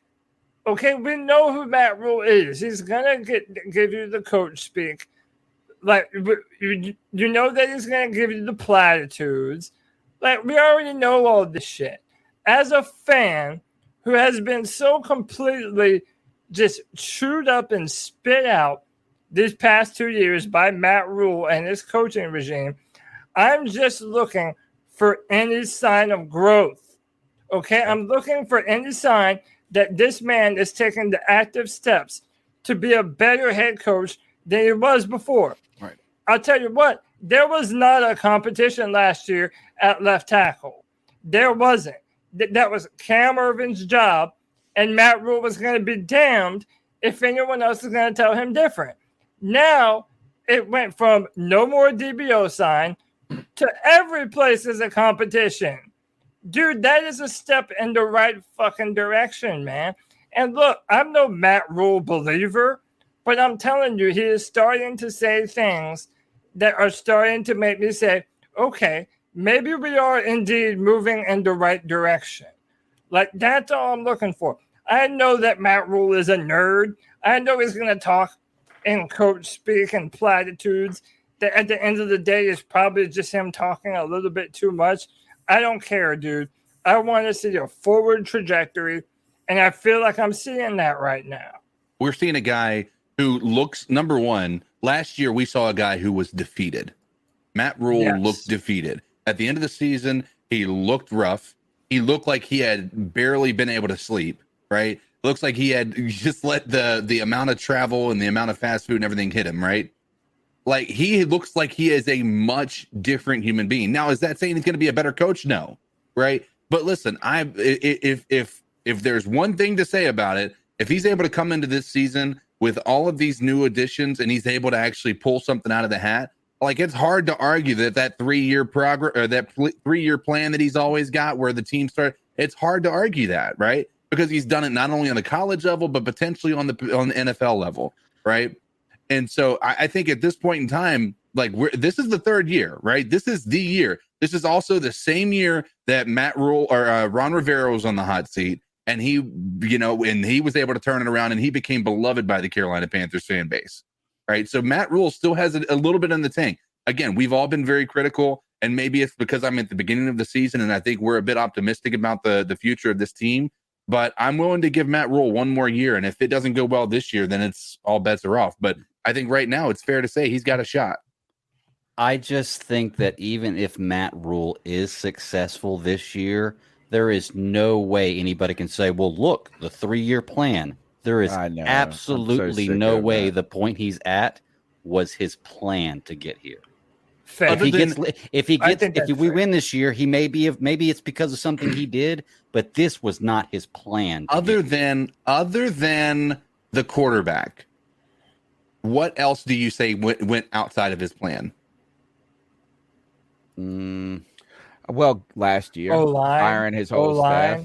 Yeah. Well, I mean, that was his whole staff was not in his plan. Right. So, but I guess my point is like right now, it looks like to me what he is to do based on the way that this third year is going is come in, try to establish a culture, find out who are the leaders, then kind of build it into the second year, start to add some additions, make it a more molded around what he wants. And then the third year is to try to make these players become the leaders, right? Become the team. Like he said, he's wanting to make Shaq Thompson essentially an assistant coach to be out here holding his guys accountable. Because if you can say, hey, listen, you are not just a player, you are a part of this organization, you're a part of this team, and you're going to take the reins, I think that's going to allow for some accountability. Now, if it doesn't work, he looks like a stooge, right? But if it does work, I think you can say his process is something that is valuable to potentially look forward to in the future. The only thing I think we can look at as far as from his specific coaching is that he has not gone to plan as the quarterback. And I think we can also say the turnover of a GM and the turnover of his coaching staff, His the whole hiring staff, of dude. right. The entire staff other than one person. Well, let's also Smith. well, I mean, no, I think there was more that stayed, right? Nah, Well, and like it's it's like, see, like that's every where I'm single fucking person is new. And look here, to answer your question is that people who haven't watched this podcast for maybe the entire time of Matt Rule could see this as nitpicking this and that. Matt Rule's got to win me now. Right. He doesn't deserve my praise. He doesn't deserve anything. And for the reason that being is because you want to say how I think it was supposed to go to plan outside the quarterback is this for us to get better from year 1 to 2. And what the after year 1 of Matt Rule, I actually thought, man, this guy isn't in over his head. We looked competitive. Like he said a lot of the right things. It looked like, man, we drafted all this. We got young quick. It looked like we were stepping forward. And it was just the regression last year. And not that we just had a bad year. It's not just wins, folks. It's the way you lose sometimes. Right. And so people want to point out that Ron Rivera stunk his first 2 years. Well, you know what Ron Rivera did all of his years that they were bad? They finished strong. I mean, he didn't lose the team. They always had a tough November and December to where you said, you know what, is that, man, some shit went wrong this year. This isn't the best season we ever had, but it's like there were signs of trudging through it. Last year felt like you said, defeat. And it wasn't just from the fan base. It was from the players. It was from the coaches. And so that's the real thing that was, that's the real thing that was, but is kind of concerning to me. And my last point about it is just this: is I agree with Greg. Is that if this works, maybe it just says this is that it took, he got better, some whatever. I want to give him praise. If he has a good year, I can't wait to celebrate it. But I do think that this college comparison, it took 3 years. I'm so tired of hearing it because the college game and the pro game is just fundamentally different. Right. And it's not that the football, that's not like you're playing baseball and hockey different, but it's the recruiting process, the size of the rosters, just the way that college football is structured is just a different animal. And so I don't know how you can just be like, well, it took 3 years at Baylor, so it's going to be like this in the NFL. And I'm not saying that he should have done it faster either. I just think if it happens in year 3, it's more coincidence than this 3-year process. But I think that's also unfair, right? I think it's also unfair to say that it's just coincidence when it's happened. I know that it happens in year 3. Right. That's all I'm saying is that right. It's not that because it was like the 3-year trajectory. Like it could happen in year 4. But I think it's also fair to say, like, listen, you're right. The entire system is fundamentally different. When he went to become a head coach at Temple, he had to learn that first year what the team was about, what his opponents were about, the league, all that stuff, right? The second year, he kind of got a vision for what he wanted. And the third year, he was able to execute, right? So I think year 3, your recruits are getting there, the players you want. And then with Baylor, too, they were under all of those sanctions and things like that. Plus, competition changes yearly in the college football level. You have players who leave and come in every year. My point is that that same level of understanding is can be attributed to what we're seeing in NFL. Maybe. Right? Yeah. He could come in here and have learned, like basically starting to learn a little bit. Yes, and I know if people talking about COVID with this first year. Yes, everybody dealt with that, but how many first year head coaches had to deal with that? Right? How many people who didn't have an established fan, and how many of those people were successful? Not many, if any. I have a strange take on that too. But the part that I'll say, and then I'll let you go, or we could do that clip, is to say that it's only a coincidence is tough, because I think it's not fair to Matt Rule. If he is in his third year and he's able to be successful this year with the Carolina Panthers, he has proven on 3 different levels, on 3 different teams, bringing a team back from the brink of destruction back to a successful franchise potentially. I think that's not just coincidence. I think you've got to give him a little bit more credit than just saying it's just the way that things worked out. I think you've got to at least give him some praise, saying, hey, listen, maybe the third year is a potential turning point for him. Oh, I hope so. I hope so. I just think if it happens in year 3, it's not because of the collegiate process that he understood. Oh no. So I hope that maybe it just I think it could be the Matt way Rule. It happened. Right. It could be Matt Rule is what I mean. The one other thing about the COVID thing, and then I'm going to pick on one person in the chat room who's sniping at me, and then you can go, Cody, is my strange hot take, and I haven't done the research and the analytics to back this up, but I feel like a lot of the younger coaches, Stefanski did real well in the COVID season, and I wonder if kind of the younger coaches were able to manage the distance work environment a little bit more nimbly than like a Bill Belichick, is like, and I just kind of think of Dave Gettleman when he was doing the draft during COVID, and it was just like, what's going on? It's like, how do I open my email? Like, so I wonder how Pete Carroll is he's like, how's this Microsoft Teams crap work? And so I wonder if the younger generation of coaches kind of had the technological advantage to be more nimble in that, like, not as set in their ways when it came to the training camp part. And the last thing is yes, Stefanski stuck last year. I get it. Dante's toe is giving me more problems than Dante's toe gives him more problems. Gives him problems. He said this. He said, maybe Tony should spend time watching just player pressers. He realized that Rule wasn't the problem. Bro, I've watched every snap, every press conference in my life for the last 10 years, dude. And I promise you this is I've been very, I think, fair and forgiving Rule for a long time. And like in last year, I just kind of, I could see that was all hogwash. It was just falling apart. But he said Brady, Meyer, Blackburn were not Rule's chosen coaches. Well, then who the hell chose them? And don't tell me that David Tepper hired them, because that's some bullshit too. If you say that with confidence, then you're just saying it because you believe it, not because you have real evidence for it. Yeah. Now, it might be the case, but I promise you this. I do know one thing is that he didn't take the problem with him and the Jets, Matt Rule, 2 years earlier before he interviewed with the Carolina Panthers, where the Jets would not give him full control of his staff. So who the hell did hire these people? Brady, the wonder kid. Look, he came out and said it was a mistake, his mistake, that he kind of took the advice or whatever. Blackburn, okay, he interviewed for the job. Maybe he's a holdover, but like, who the hell else? You know what I'm saying? Like, you are the coach. You can't be like, oh, and actually, that's the biggest credit I give to Matt Rule is for cleaning house, and not only just cleaning house to clean house, but really taking a different approach in a different direction in the guys you brought in that really made up for the weaknesses. Go back and watch my tape, bro, about how many times we talked about how inexperienced the coaching staff was. Not that they weren't talented, but inexperienced at the NFL level. Cody, go ahead. I mean, yeah, like I feel weird the fact that I've been the Matt Rule defender on this show tonight. Me and CK, I've not been a big fan of this guy.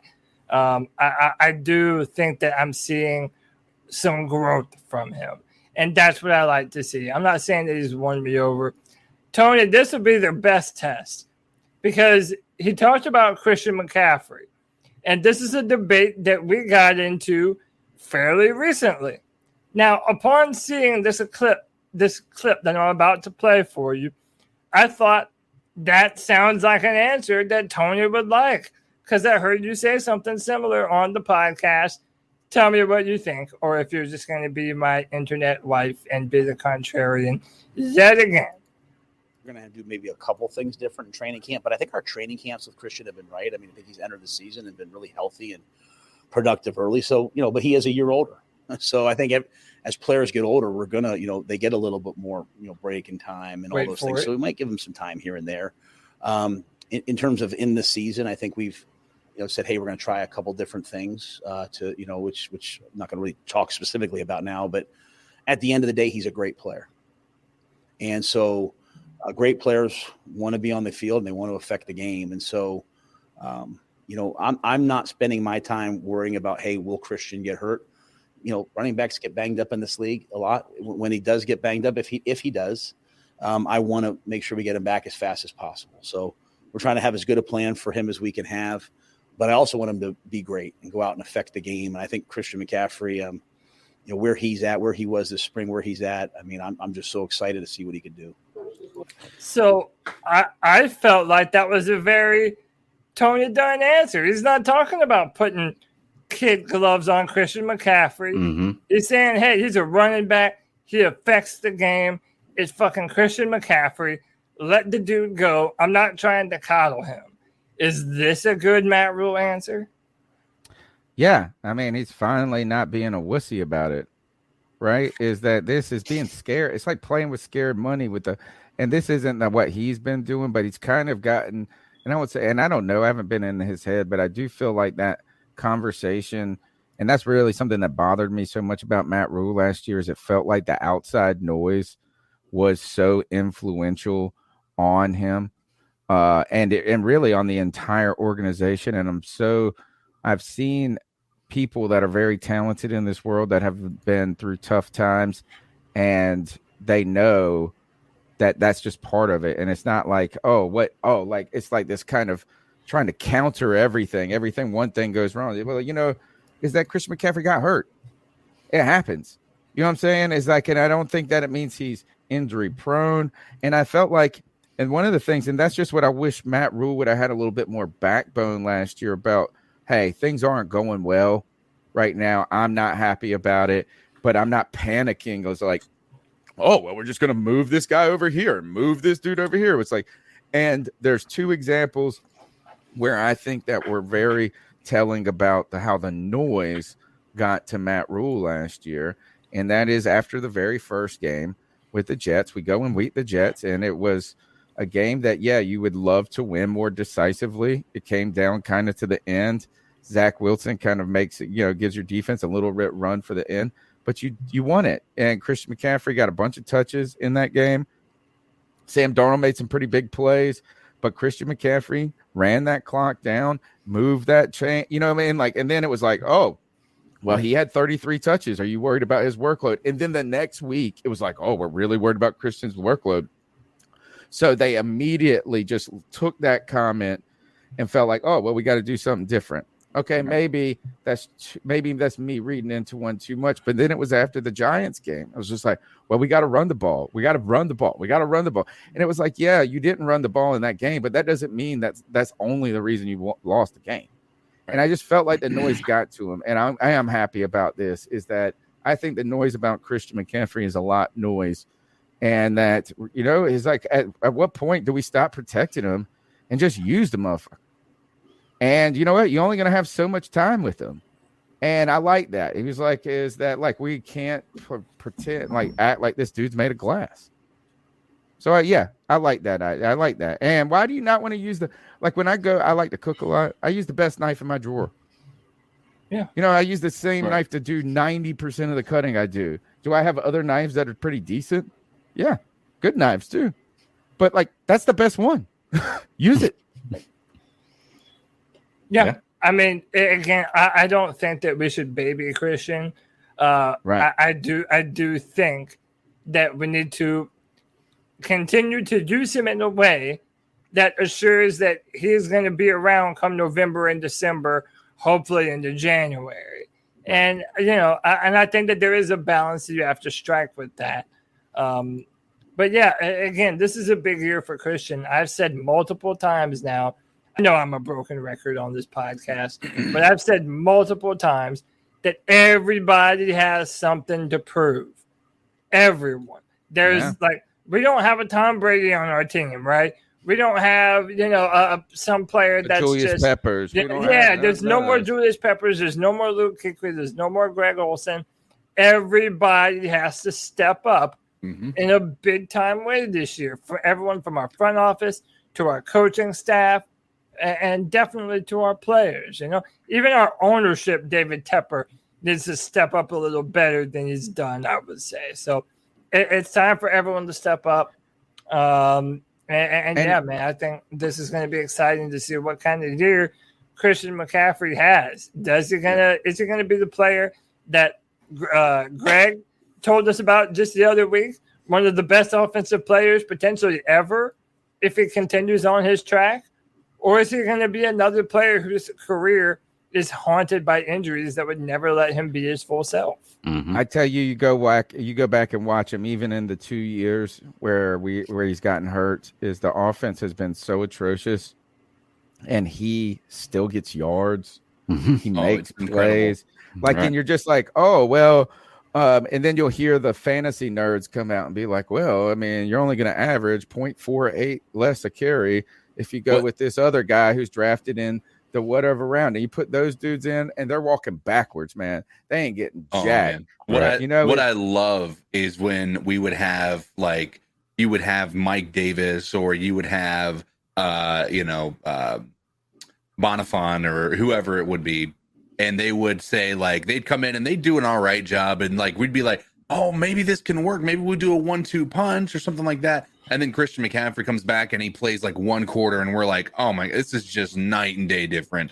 Like, it's just different, bro. It's absolutely insane to see the level, I guess the level of, the elevation that he brings to this team and to this offense. It's quite wondrous to watch. The last point about Christian McCaffrey, and we'll move on to another cat call, is that you're right, Cody, is everybody's got something to prove. And this is why I'm like, take the kids' gloves off. I don't mean be reckless with him and be like unnecessarily like, is that, I'm not saying that, but like, it's just go out there and play him like he's a football player that needs to earn his money and his job just like everybody else, and prove to us that he's a star. Because I promise you this, is if he doesn't have a good year, right, what are the Panthers are going to be thinking about in the future? Is it time to draft a new running back? Is it time to maybe see what we could get for Christian? Is it time for, is the money going to match? Right. So it's like, not only, I mean, is that maybe, and then you might be cleaning house by that point. I just think this is Christian McCaffrey comes back, has a great year. It doesn't even have to be 1,000. Like if he could just have even 800 rushing yards and then like 800 receiving yards and just play all 16 games and all of that, is all of a sudden you're going to go back, and that narrative of Christian McCaffrey being a bust potentially, or a guy that couldn't be who he was, will disappear. Right. So we just need that to move on. And I like that attitude by Matt Rules. Like, we can't act like he's going to get hurt. I mean, it's possible, but like maybe we don't need to think it into existence. So let's go on to the. Hey, Greg had one thing he wanted to say before we moved on. Go ahead, Greg. Well, no, Cody, you were just bringing up a minute ago the Panthers being a new team, and this person's gone, and this person's gone, and this person's gone. It got me thinking. In 2015, when we went to the Super Bowl, out of the four of us here, if you would have said, "Hey, in 2022, who's the one player from this team that's going to be left?" Would any of y'all guess Shaq Thompson? No, probably not. That? Probably. Well, probably no. There's not. No way. If you said one player is going to be left, who's it going to be? Yeah, there's no way I probably wouldn't have said Shaq Thompson. Probably. I bet I know I would not have said that Cam Newton wouldn't be playing football. Yeah, that's the one answer I would have never given you, is that Cam Newton would not be playing football at all. Right. Yeah. Holy crap. The other thing is, what's kind of wild about that 2015 stat in this team is not only, yes, there is an attrition of teams, But this is an entire attrition. Like, there is nobody other than Shaq. Mm-hmm. It's kind of wild that no one else has worked out. Right. Like, even Christian McCaffrey, who has been the best player on the team since 2015, right? Like, the best drafted star. Even we're sitting here wondering if he's going to work out. Right. Like, it's like DJ Moore, most consistent, Brian Burns, and these are young players. It's just surprising we don't have a guard who's still on the team, or Coney, Kicker I just usually I is on a wanted team for a Coney while. Ely to be Coney Ely. You know who I see on Instagram a lot now is Frank Alexander. I don't know if you guys remember him. Frank Alexander was going to be a boss, bro, and then he just smoked weed and got in trouble. So, like, when we kick people out of the league for smoking weed, but now Deshaun Watson just gets to what over everybody, and he's fine. And now everyone's allowed to smoke weed pretty much. I know. Yeah, no, but nobody cares anymore. The number's 252-228-5098. Let's go to the next call. Yo, guys, it's Nick. It's been a minute. Nick. Been on the Friday Free My Balls. Hey. And haven't felt the need to call you guys in, call into you guys for the last little while. But, I was listening to the Matt Rule press conference yesterday, and Matt Rule brought up our defense and how we've been terrible in the red zone, which is true. Okay. And I forget what else he had brought up, but he missed the most important thing that all of us have been saying for the last year. We can't stop the fucking run. So, and that was a big problem last year, especially starting off in that Dallas game. So surprised he never brought that up. And at the same time, let's hope and pray that we actually practice red zone this year, because our red zone offense was atrocious. All right, guys. Love the show. Greg, you did a great job, man. Okay, all those little snippets and everything like that you made for the show, man, I have to tip my hat to you, man. Those came out awesome. All right, guys, keep on. Thanks, man. Yeah.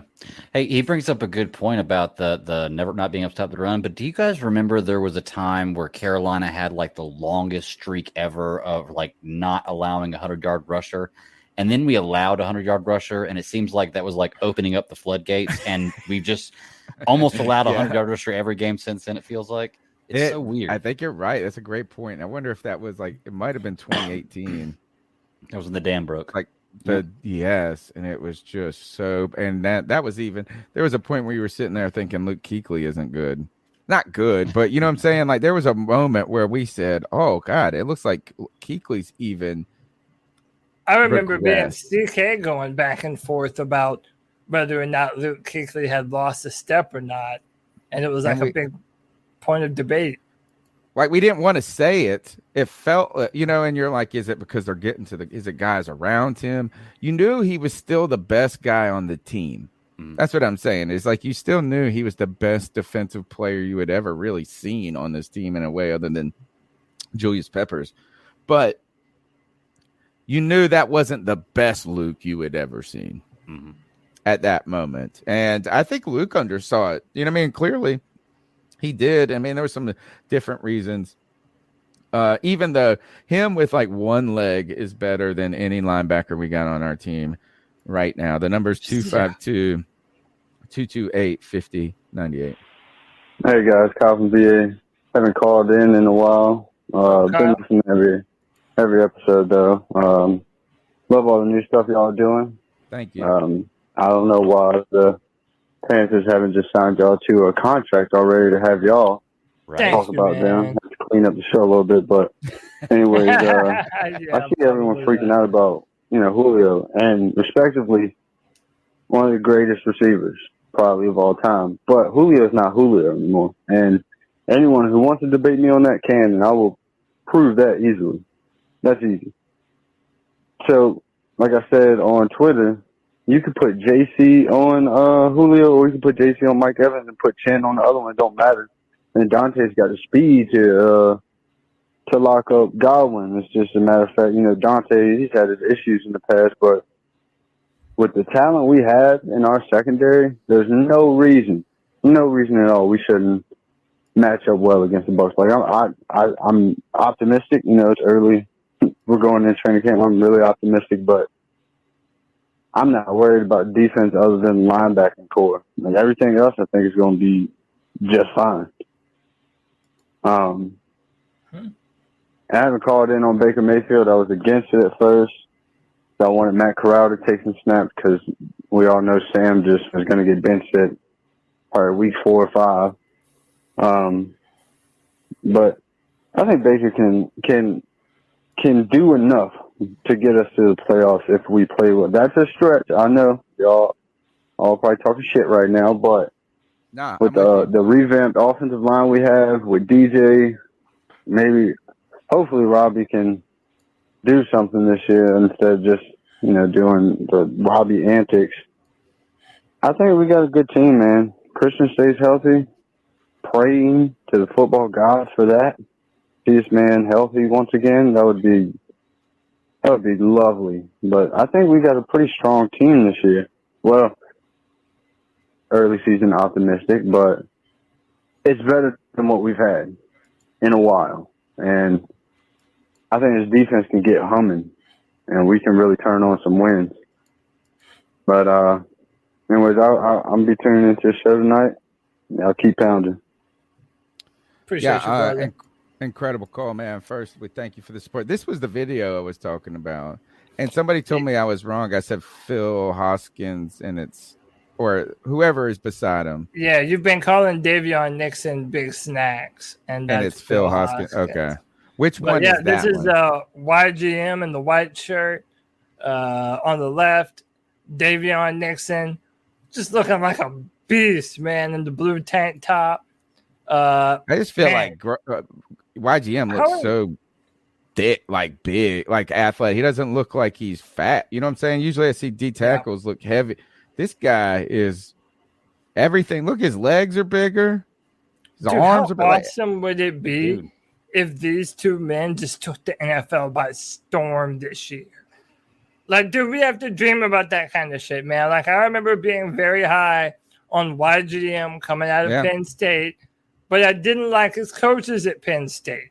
And I didn't feel like he's been given a ton. I mean, not a ton of opportunities. He's had some good opportunities, but this year is the golden opportunity for him and that man next to him to step up in a big way, man. Maybe they might look at YGM and decide, hey, you know what? We might not need Dunlap. YGM is looking good enough that maybe he's the guy and we don't need to sign anyone else.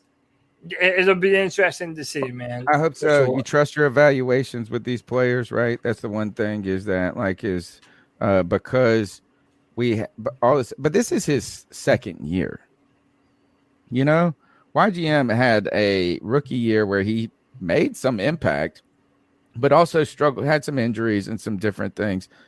Defensive ends, usually it's year 3 they pop off. So even if he doesn't just break out this year, I'm not believing that it's over, right? We want to see him optimistically just step forward and be a more productive, more reliable player. But you're right. I mean, wouldn't it be great if he exploded onto the scene, right? I think that, so these timelines and go back. And then the last, going back to the call, Baker Mayfield definitely can take us with a better team puts us in a better situation. Oh, I want to talk about the Julio thing briefly.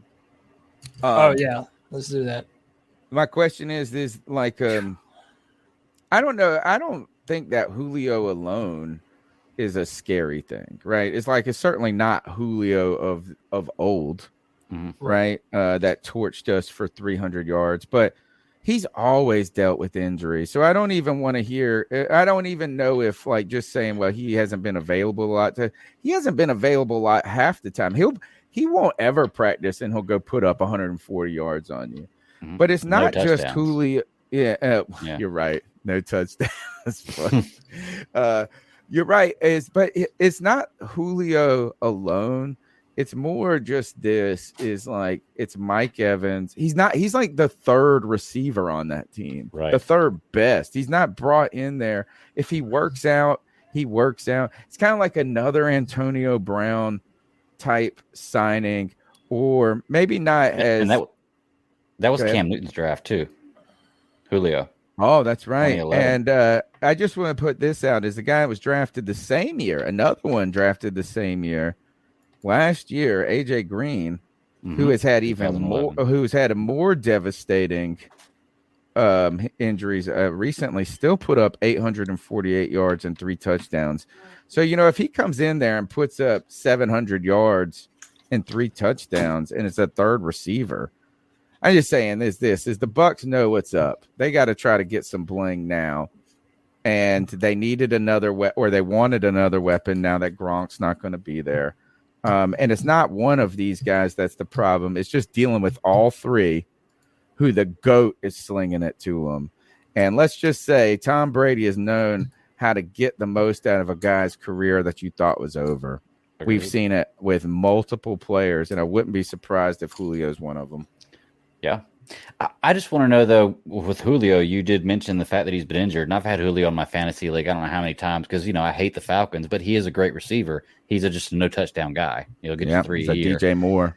But why do we look at players like Julio and Gronk and Odell and Zeke, all these injury-prone players, as like still be afraid of them, and they're great players to have, but we don't do that with Christian McCaffrey.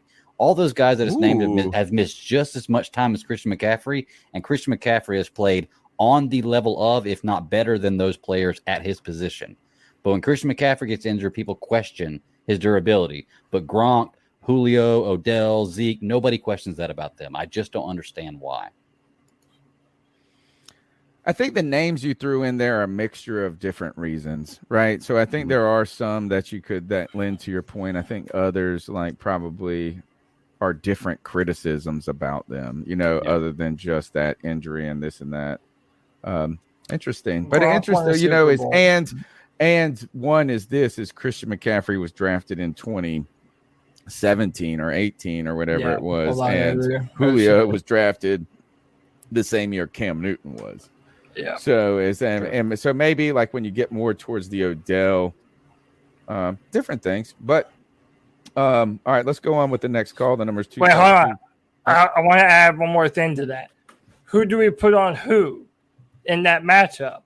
Because let me tell you what, if I have my money on, if it's between Julio Jones and J.C. Horn, I got the young dog all day, baby. I got J.C. Horn. Yeah, but would you be more interested in matching J.C. Horn up against either Mike Evans or Godwin? You know what I'm saying? Is that, if anything, is that when was Mike Evans drafted? Mike Evans is 2014.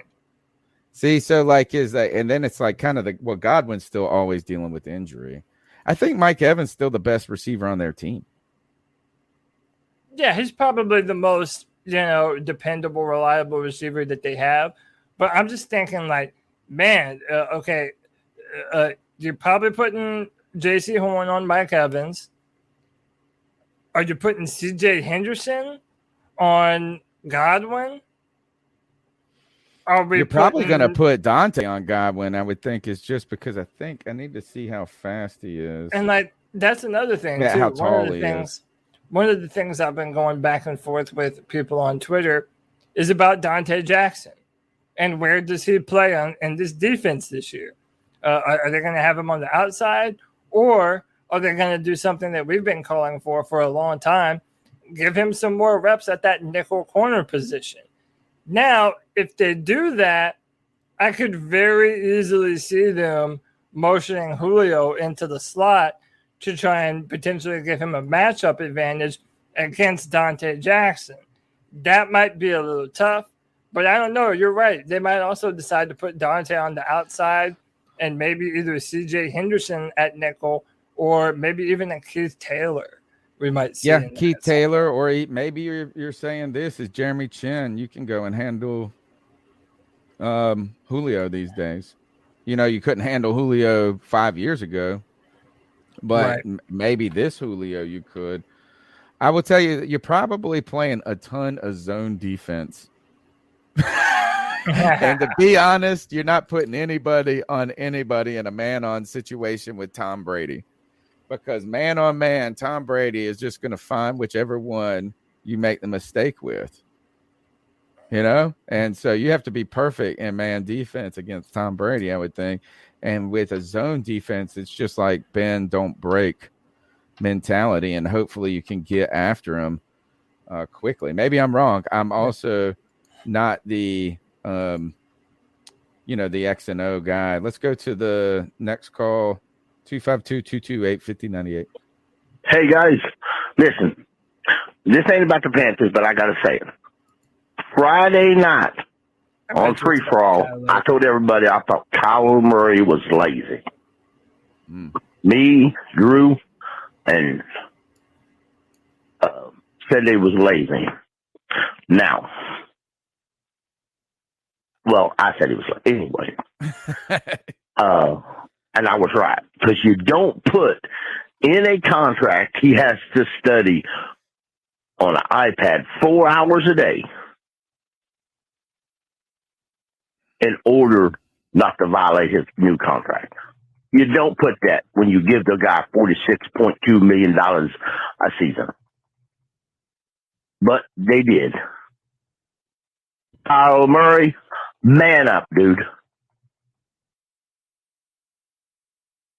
Do you think that is? I mean, obviously we haven't heard of those clauses. I wonder if those are going to be more common and prevalent in the future. What do you think it really tells us about Kyler Murray? Is another question. And this is the thing, is with players that have always excelled because of their their natural gifts. Mm-hmm. It's just like someone who's very good at school. Is that someone who is naturally intelligent when it comes to school subjects or something? Maybe it's reading or attention, whatever it may be, where you have a skill set that lends that to you and makes it easier. One of the problems is that you don't learn how to study. Right. Is like, and so like for a long time in my life, I wasn't maybe challenged as much, or if it just came easier. My sister took a little bit longer to develop, right? So she wasn't as much of a natural reader or something but she developed such great study habits. So when she got to the real test, like she was experiencing that. And then when I got to the fire, you know what I'm saying? I was like, oh shit, I have to learn how to study. That's the thing. And so I wonder if Kyler Murray is kind of victim of what some of the greatest athletes are, and that is they never had to be the technician because they were always faster, strong. Kind of the Cam Newton potential flaw, which is like, man, mechanics aren't most. We always talked about his feet and this and that. Well, it was never a problem because he could throw it off his back foot 80 yards or whatever against inferior competition. So I wonder if that is it going forward, or if we see more clauses, or maybe they're just right. Maybe that is telling. How did you prove it? How did you prove that a person has studies 4 hours? 4 extra hours. They got to log in and do exercises, and they monitor your behavior online. Like a legit college student. No, they do that in the NFL anyway. Like a worker. They do that in the NFL anyway. They do monitor how much time you spend watching film on your tablet. They know those things. Those are things that are absolutely already a part of the game, a part of the way that they are. And honestly, like from what I'm hearing, this is so like out of the normal way of doing things for a contract. Like this has got a lot of people honestly a bit concerned. And it's really funny because I was watching Pat McAfee, and apparently the exact week that Call of Duty came out last year is the exact week that Kyler Murray started to go downhill and act like he didn't know anything about his opponents when he was playing. That's awesome. It's almost hysterical to see the correlation, because it is a visible change that happened to him in the year. He's got like burner Xbox accounts and shit like that, so people don't know it's not him Kyler. With. Yeah, not Kyle. Yeah, they do monitor. I have a friend who works in IT, and he will like if he wants to take a nap or something, he opens the notepad on his computer and then sets a glass on his keyboard, and it just like writes letters for the next 4 hours or whatever that he's asleep, so it looks like his computer is active and they're watching him. Anyway, 252-228-5098. What is up, P3? This was It's part Anthony. one of the first You already know, calling in every week. Man, training camp just started. You're getting that Panthers feel again. Football is right around the corner. And, man, I don't know what it is, but maybe it's just because I'm a Baker fan, but I am so hyped for this season. I really think everyone's back is against the wall, and this is exactly what we need to wake up and realize, oh, shit, we got to go win some games this year. There's a lot of competitions that's going to go around, starting obviously at quarterback, offensive line. Let's just hope Matt Rule figures out, or James Campton figures out the best 5-0 linemen, and we're not putting shitters out there. Defense, hopefully we can sign Carlos Dunlap to give us one solid edge rusher aside from superstar Brian Burns. I think that's just our one weakness right now. We'll see how this all plays out. Just wanted to talk about the quarterbacks for a second. I may be in my own boat with the Baker situation, but I want y'all to answer this question. Did we bring in Baker just because he needs to save Matt Rule's job? Or did we bring in Baker because Corral and Sam haven't impressed beforehand? And I think it's actually a mix of both. And I can tell you why right now. If Matt Rule's job wasn't on the line, he should have just rolled with Corral this year and seen what he's got. Now, we're in a situation where if Baker does good, I'm telling you guys, if we get a winning record, Baker's getting re-signed. Just based on our culture, the last 4 years, we've been nothing but a clown show. That's my fear. What I'm trying to say is, if Corral was as good as y'all make him out to be, just like Russell Wilson, they would have just done a Sam Darnold versus Corral battle, just like Russell Wilson versus Matt Flynn. And guess what? Russell Wilson beat out Matt Flynn. So what I'm trying to get to is, don't be mad if Baker's the quarterback going into the future, because maybe Matt Corral just isn't as good as people think. And I know he has upside, but it would be nice to see him play. It would be crazy if Corral wins the QB competition, because then it's like, all right, we have our franchise too. But yeah, that's my opinion. Keep pounding, hit the subscribe, hit the like button. The best Panthers podcast on the nation. Appreciate you, bro. Thank you. So I have to respond to this because, Anthony, I don't know if you're still listening, but that's just flawed logic. There is no way the Carolina Panthers have seen enough of Matt Corral to know what they do or don't have in him. And by the way, Scott Fitterer in his press conference today was talking, or Matt Rule rather, was talking about the two quarterbacks that were ahead of Russell Wilson when he was drafted. And then he ended up winning his job. So I'm telling you, there is no scenario at all where the coaching staff looked at Matt Corral as a player and said, nah, we don't believe in him. We just don't think he can do all the things that Baker Mayfield can. And even if they believe that for this season, I guarantee you there is no length of time that has passed that lets them think, oh, no, Matt Corral is not it. He hasn't played a football game yet. He's seen no live action. They don't know what they have in Matt Corral until they let him play. Now, maybe Baker Mayfield is the guy and they re-sign him to another contract. I don't know. I think it would take a lot to really have us feel comfortable with the second contract. I think the franchise tag is more likely of the two scenarios. But I don't know, man. No quarterback on this roster excites me even a fifth as much as Matt Corral.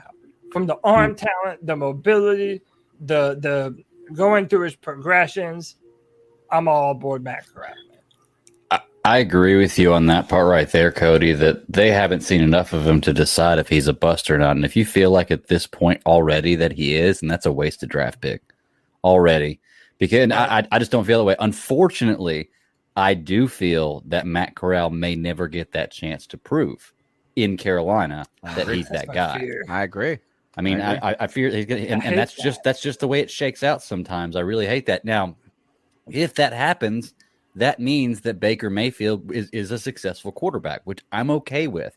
It sucks we didn't see what we could have gotten out of Corral, but if we have success in Baker Mayfield, I'm okay, and I would like to see him be successful somewhere else. I just don't think we're ever going to get a chance to see him on that level without injury. I think that Matt Corral needs Baker Mayfield to be successful if we want to see Matt Corral potentially successful in Carolina. There you go. And I know that their fear is like, oh, we won't ever get to see Matt Corral because of Baker if he had like crazy success. But I promise you, man, is that if Matt Rule gets fired and people have even said that, like, not everybody is even just saying that Scott Fitterer would be completely safe. Like, there is a world where some people have content, like, is that we don't know what would happen if we got a 4 and whatever season and Tepper just loses his mind or some shit like that. I think that would be harder for Matt Corral to pierce through to success in a Carolina Panthers jersey than it would be if maybe we even franchised Baker for another year, maybe signed him to a shorter deal. I really think, though, this is why I wrote the article on CarolinaCatChronicles.com that the Panthers would be wise in releasing Sam Darnold. Is that, like, because then let's make this a real competition between two that we believe could be, rather than this 3 who one of them we don't believe who's going to get in the way of the kid and take his snap. So, I mean, I really think that that's why I was kind of not advocating for the Baker trade, because I was just hoping it would shake out like it was going to shake out in real competition. But I just feel like it's going to be so weird. What happens is that, and we've talked about this ad nauseum, so we'll just leave it here on that. It's like what happens if Baker gets hurt and then Sam Darnold comes in? Like, wouldn't it be cool if we were doing really well, Baker got hurt for a couple of games, and then Corral came in and did really well? And actually, I would go here and argue is probably, even if we don't even go down that far, it's the preseason that the problem with the multiple quarterbacks is, because now you got to give reps to Baker, then you're going to give reps to Darnold, and then it's finally we're getting to Corral at the end with all of the scrubs. It would just be better if you just let Matt Corral play the entire preseason. And that's what I got to say on that. All right, next call. Hey, y'all. You know who this is. It's the foam that brings them home. White chocolate espresso. White chocolate? I got to say something. Yo, I'm most likely 95% going to FanFest. I know Cody's going. I know CK's going. I know Tony is taking his family and not wanting to take his bastard child with him. But that's cool. I'm not taking my real kids. I don't know if the bad day it is cool. I'll be there. I want to know, when we meet up, first things first is we're taking Cody to a strip club, and I want a stripper to sit in his lap and his chair, and I want to watch him drive around with a stripper. I just want to see it. That's the only thing I really want to see at FanFest. I mean, I'm down, dude. I give a fuck about the Matt Rule or the band or the fireworks. No. I want to go to Charlotte because I want to see a stripper sit on Cody's lap while he drives around in his wheelchair. That's what I want to see. I'm down. I don't care about who's quarterback battles. I don't give a shit. Stripper on Cody. Which stripper? The real battle is which stripper. Would you accept if we just had a stripper sit in a grocery cart holding onto his hair like he's a horse and she's in a carriage and just like pulling her? Dude. Hey, look, I'm down. If Kevin's willing to pay to take me to a strip club and get a stripper to take some pictures of her sitting on my lap, hey, she can sit on my lap and we'll see what pops up.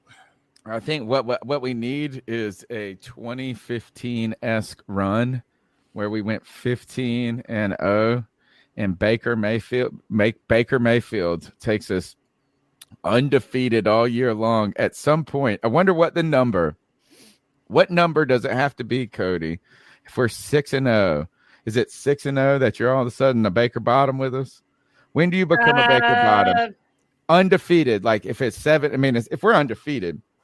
And the reason I'm saying this is because once that we get to that, if we got to that number, it used to be, I'm pretty probably still the case. You could go to the strip club in Charlotte and get in for free if you had your ticket stub. So we could just like for every win after a certain number, you gotta go. Like it's gonna. If it worked, what if this happens and then we start out undefeated? It's like we got to keep it up. So I have to go to a strip club for every game they win. Yep. After after we're if we're 6-0, if we're 5-0, I think we got to start that. I don't know At what some the point number it's is. just going to start to become work for him, though. Well, you got to do it all. You got to do it all off season. If we end 6-9, you know what Bill Belichick said: "Do your job," and Do that will your be job, Cody's dude. job. Listen, if that is a part of my job description, I'll do it, dude. If I have to have Take boogers one for in my this face, We should Whatever, do I'll weekly do it. donos, and we have to watch him like give away in singles. Like, Oh, that would be. you are promoting, I mean, sir. Is what you're doing. You're promoting. Yeah, You we're know? gonna write it off as a business expense. right? Exactly. That's my thought. All right, next call. What up, C3? The issue. I'm going to C3? start the conversation off with Shaq. It's plenty of other stories to talk about with training camp and battles position-wise. But I just got to start off with Shaq. I've never had hate towards Shaq. He's always been in the shadow and couldn't come to light with TD and Luke retiring. I just don't have love for Shaq anymore. He just took too long to blossom, and he's yet to do it. He hasn't been consistently injury prone, but he's getting there, and he haven't took that step as far as making it to the Pro Bowl. But I guess when and why didn't we get rid of Shaq? When should we move on from him and take a linebacker that can handle being a captain? You know, Shaq is a kind of a conundrum for us, is that he's one of those players that we're probably, especially for me, and I'll just be honest, is that I'm harder on him than I need to be. And it's really because I made the mistake of setting my expectations so high for him. You know, he's one of the few players that I bought their jersey before I even saw him play a snap as a Carolina Panther. I've only done that a couple of times, one of those being Cam Newton.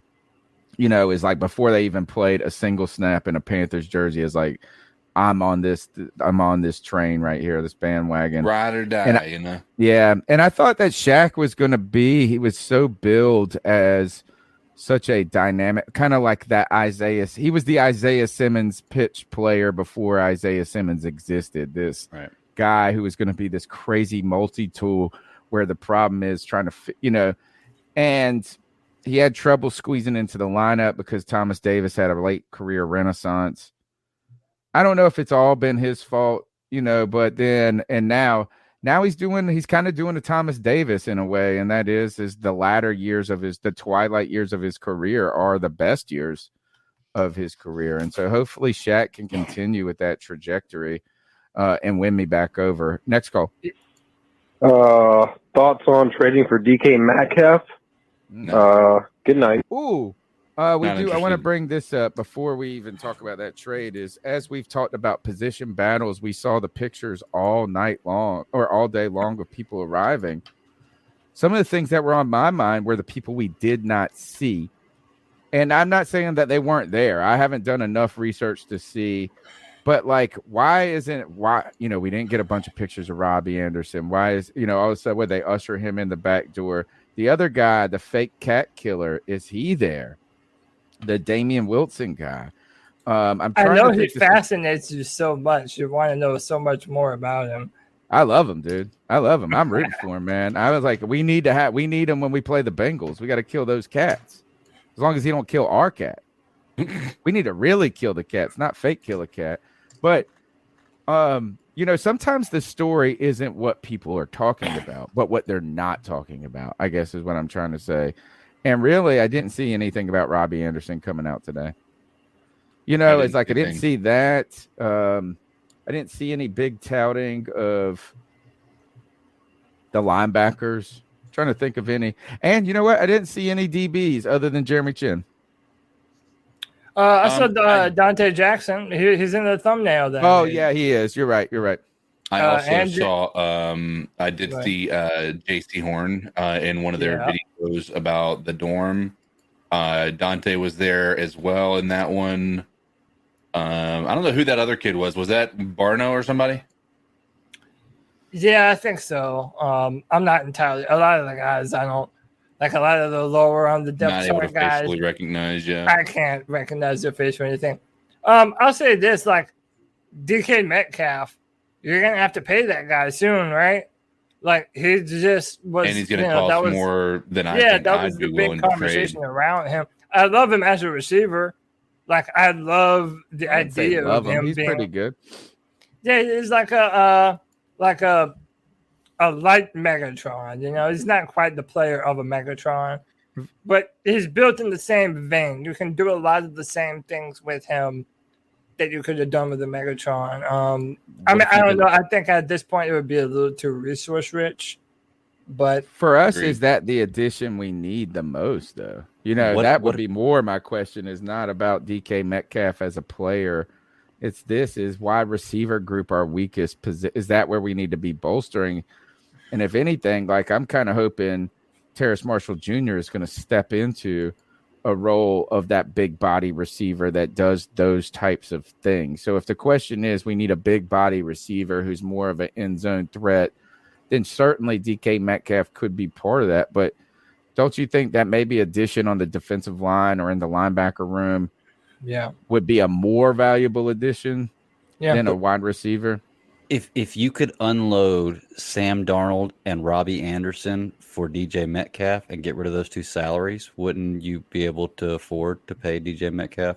Well, yeah, but then that's going to be bigger than both of them. I mean, I don't know. What's both of theirs together? Both of theirs together is what, 32 million? And 15, 28. It's 18 a lot. 18 and 15 is 33. Yeah, it's like up there.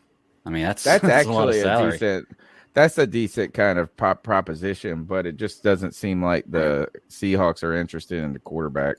No. I mean, they would have gone after Baker right now. They would have gone after Baker. It would have been a better deal for them to go after Baker than it would to go after Sam Darnold. They only have Drew Lock, and the old man, Geno Smith, right? Geno Smith. Yeah. All right. Last call of the night. Hey guys, it's the growl that makes him howl, aka Joey the Blind Panther. And I wanted to ask y'all a question. No one's been talking about old Walker Wonder. What do you think is going to happen to him? Do you think he's going to get cut like during training camp if he's not cut already? You think he's going to get cut during preseason? Honestly, I think either him or Darnold is going to get cut during preseason. Because,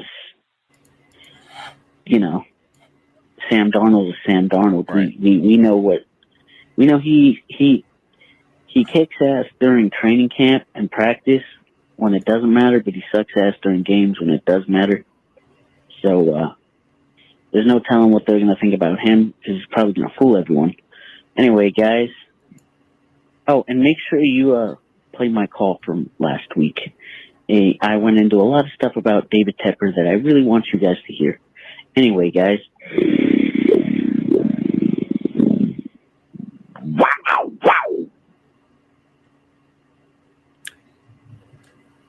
Love it. Speechless. Yeah. I mean, like here is that I keep hearing people say put PJ on the practice squad, some things like that. And but like I think he's probably hitting that point in his career. He's played enough games and had enough seasons where he's not eligible for the practice squad. There's at some point. I guess for me is that I think you're going to end up. There's a chance that I believe that PJ Walker's going to be cut probably after the final preseason game because you're going to want that body there for that time. Him and Matt Corral probably do most of it. There might be a world where him and Sam Darnold are cut together, but I really think that they're leaning towards Baker, Darnold, and Corral being 3 quarterbacks on the roster this year and just having to deal with it. There's no real financial benefit to cutting Sam Darnold. The only thing would be just making a clear distinction of Mayfield and the pathway for Corral if in case Mayfield gets hurt. But I think they're going to probably be a little too fearful if Mayfield has to go down for a game or something that maybe they're not ready to put it in Corral's hands and they don't want to lose the season out, so they're going to keep Darnold around. I don't know. It says new NFL role. Dante's Toe says 4 veterans allowed on the practice squad. So I guess there's no limits anymore when you say veterans, because there was a point where it was just like once you played a certain amount of games. So they may have adjusted. Yeah, they may have. But here's the thing is if you're on the practice squad, who really cares? You know what I'm saying? Anybody can poach you at any time. That's basically as close to getting cut. I mean, it's like getting cut. Mm-hmm. That causes me to ask you a question. Is Ted Ginn retired now? Yes. Yeah. Okay, I wasn't sure if he had officially done it or not. He is. All right. I think this is the call, Joey. Hey guys, it's the growl that makes him howl, aka Joey the Blind Panther. Awesome intro, by the way. I wanted to talk about something that I've been thinking about when it comes to Baker Mayfield and Ben McAdoo. Ben McAdoo, when he was head coach of the Giants, benched Eli Manning. This is not it. We played this one last week. Straight up benched him. Sorry, I don't know. I'm gonna have to find it, man. I'm sorry. We're gonna have to play it. I'll play it next week, Joey. We'll find it. Tell me I think it was a Saturday call. Okay. What are your thoughts, guys? Any other final points? I mean, we got to do our ice up picks and some different things. This training camp starts tomorrow. Really, like you said, Cody, I think you've said it great for a long time, is that everybody's got something to prove. Not only in this training camp, in this preseason and this season. Tomorrow is going to be interesting. We're finally going to start to see get some news about action from the practice field. Yeah, reps. That'll be fun. We're going to try and do a beat check tomorrow night. We've got to get someone to confirm to do it with us first. Yeah, I tried getting Tim Jenkins. He's moving right now.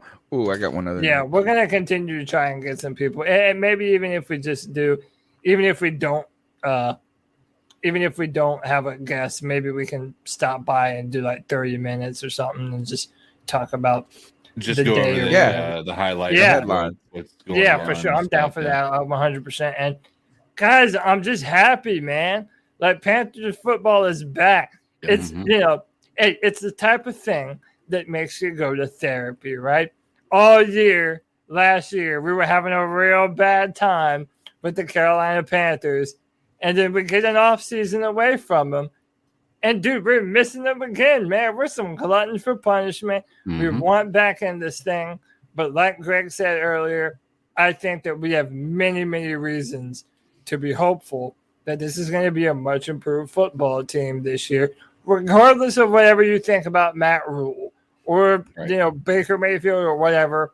I feel there's enough pieces on our team, on the coaching staff, that the Carolina Panthers should take a reasonable jump forward. So I'm pumped, man. I'm pumped. I'm happy, excited. I'm ready that football is almost here, boys.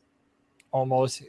Incredible. I want to plug this is send me a message on Twitter at cat_chronicles and my DM me, or you can email me at carolinacatchronicles@gmail.com, or you could even message at DY Lee Han. So it's DYLEEHAN. And he wants to start, one of the listeners of our show wants to start a C3 fantasy football league. I've told him that I'll secure 2 spots for C3, like for our panel. So I'm going to pay for two entries for us. I'll pay for me. He already talked to me. Yeah. I'm in it. Yeah. Okay. And then and he wants to get 12 to 14 players. So it would be a deep league, which I like a deep league. It makes it, I mean, I know the other ones are high scoring and fun, but it will be difficult, but it's fun. We haven't decided on a buy-in yet. It's kind of going to be a collective decision made by the people who are interested. He said between $25 and $50. And it's a half-point PPR league. Mm-hmm. But this is, a way if you're interested in joining a league of C3 fans and part of the C3 family. We have the C3 Fantasy Football Challenge we've done in the past. We've been waiting for COVID to kind of shovel out and some different things. We'll probably bring that back in the future. But this will be a great thing to do. It'll be a good time for us to have. So if you guys are interested, message me on Twitter, or you can hit me up at Gmail, Carolina Cat Chronicles at gmail.com. I'll pass the info along. That's it, really. I mean, like I said, camp tomorrow. Yeah, we'll get back. We got to get back and look over the early, what happened. We'll do a short show tomorrow night as well. It's going to be this is the time we're going to do a lot of content over the next few weeks and really over the next 6 months going forward. So be ready. And somebody said, I can't believe y'all are still live. Respect. Not only on that, wait until we actually have a fucking game to talk about. Oh, yeah. Holy cow. Dude, this season, y'all are going to be in for some long Tuesday nights. We got some changes in our format coming in the future in the post game. So be looking forward to some of those things. We got some cool stuff rolling out. Cody, let's finish up the show with the longest running segment on the C3 Panthers podcast. Not only were the longest running Panthers podcast, we're literally the longest Panthers podcast each time we go live. Oh, yeah. And then finally most consistent. Yes. And then we got the longest running segment of any podcast, the Ice Up segment, where we tell some fools to ice up, toughen up, to get it together.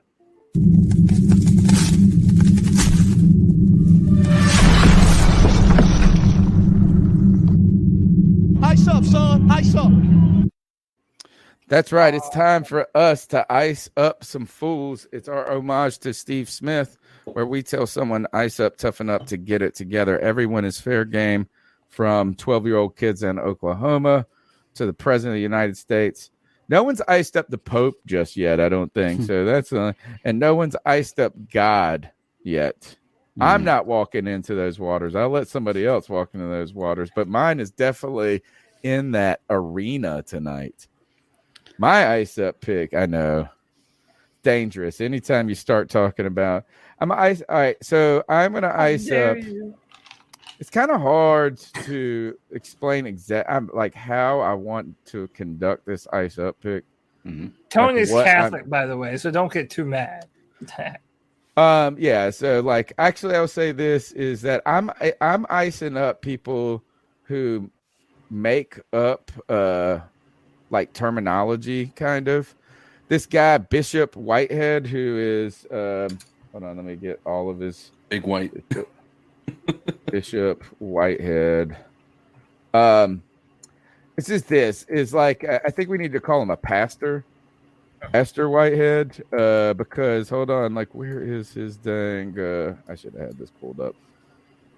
So this guy, he is his name is Bishop Whitehead, and he runs a church in New York, and it's called Leadership of Tomorrow International Ministries.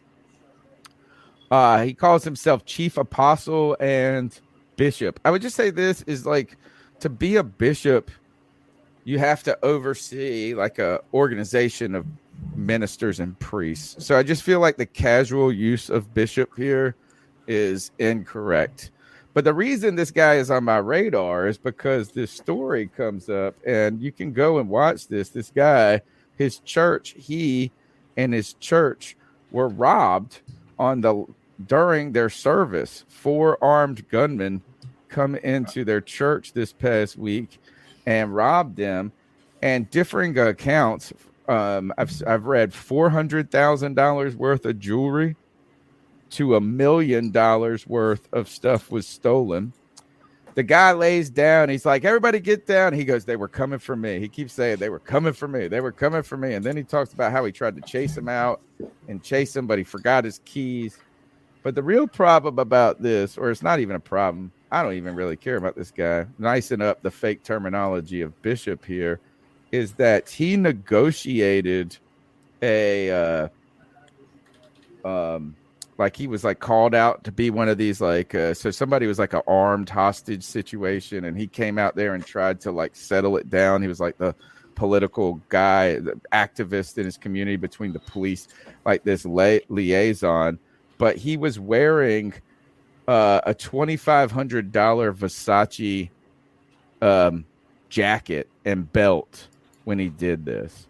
So Bishop Whitehead, Mr. named himself a bishop. Business is good, bro. They got robbed for $1 million worth of jewelry. You know what? I bet you he is super Christian. I bet you he's awesome. Everything sounds really shady about this whole story, and I'm not the only person that. But what is it they call it? The success gospel. What is it where you get the? It's what Joel Osteen preaches. Prosperity gospel. Prosperity, yeah, prosperity gospel. Living well with leaders of ministries tomorrow, Bishop Whitehead, or I would just say Chief Apostle, or how about Pastor Whitehead, Versace Whitehead. Man, dude got popped. Ice up. Ice up. So I'll go first just because, or second because mine's short. There's like a trend of people doing workout exercises with a bunch of extra workout equipment and using them in the ways that they're not supposed to be using them. So basically, when you play stupid games, you win stupid prizes. And that's basically what my ice up pick is tonight. You can all tell already that this is probably going to go swimmingly. Oh, my goodness. The whole thing just not even falls as backwards. bad as it could have been. Yeah, it could have been way worse than that. But like, what do you think that you're going to do here? That your body is just going to stay so straight that you're going to be able to lift all that shit? Dude, you deserve every how bad skinny thing the to happen. motherfucker is, too. Yeah. He's not very big, dude. So, to that idiot, ice up, son. All right. Mine's not a bad one, honestly. I just want to ice up the world because I don't know if you guys saw the arrival of Aaron Rodgers to his training camp today. You ice up that. I'm It's like just the best thing ever. No, I'm saying, yeah, I'm icing up the world because we're all like literally just hot at this point in time from that. Like the temperature in the entire country. Like you might want to just make sure your mom has not left her dad by the time that he gets home and he sees that she's been watching NFL Network and watching his arrival. Dude, like if you haven't seen it, I don't have it. I haven't sent it to the boys. I'm sure you guys can do it. I'm sure everybody can Google it. The Green Bay Packers played into this so well, but there was a slow motion video of Aaron Rodgers arriving to camp in a wife beater with his Con Air haircut with the beard, and he looks identical to Nicolas Cage, and it's unbelievable. And You mean quite Cameron honestly, Poe. Cameron Poe. My apologies. Everybody's saying, like, I swear to God, if he doesn't at least at some point during training camp say, "Put the bunny back in the box." Oh yeah, dude. And he walks that's up like he hilarious. knows. Like, look at this. He knows. He's just like.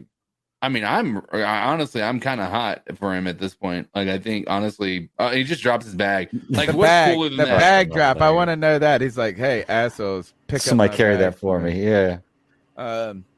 Nick Cage, the overacting Olympian of the, like, he overacts everything. I like Nick Cage, and I love Con Air, and it's like kind of a.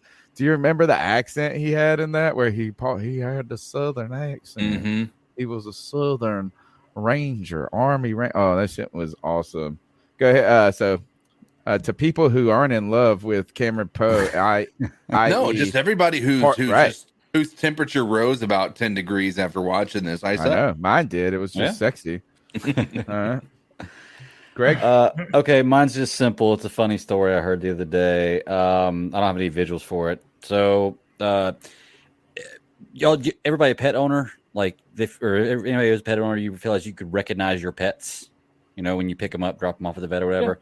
sometimes pets get mixed up, and I realize that this is a story of pets getting mixed up, like 2 German Shepherds, which I can admit I've had German Shepherds before, but German Shepherds do, of all dogs, look a lot alike sometimes. This lady had the dog for 4 months. And it wasn't her dog. Before they realized it wasn't her dog, okay? Oh. And it's funny because, like, I'm reading through this article, and I've heard this a few times on different radio shows and everything, and everybody talks about this lady. But I'm not going to ice her up. I'm going to ice up the other person who had the dogs, because guess what? They didn't realize it for 4 months either, but nobody's talking about them in all these articles. They were both stupid. I don't want to say stupid. They both made a dumb mistake. I just feel like it's easy to recognize your dog. After a few days, I feel like you would know your dog's not there, like, different. Right. Yeah. I don't know. It just seems like the dog would give off signs to know, yeah, dogs have enough personality, you would know. Yeah. But I'm icing up the other person that none of these articles are icing up. I'm icing up them for not noticing as well, because it's ridiculous. Yeah, that's pretty stupid. Like, how dumb do you have to be to not recognize your animal for that long? Come on, dude. One more quick one here is that Antonio Brown's dance. Yes, let's do it. Oh, why is it gonna keep doing that? Look at this dance from Antonio Brown. StreamYard's weird now whenever you try and, like, enlarge stuff, I find. What? He does this windshield wiper dance like this.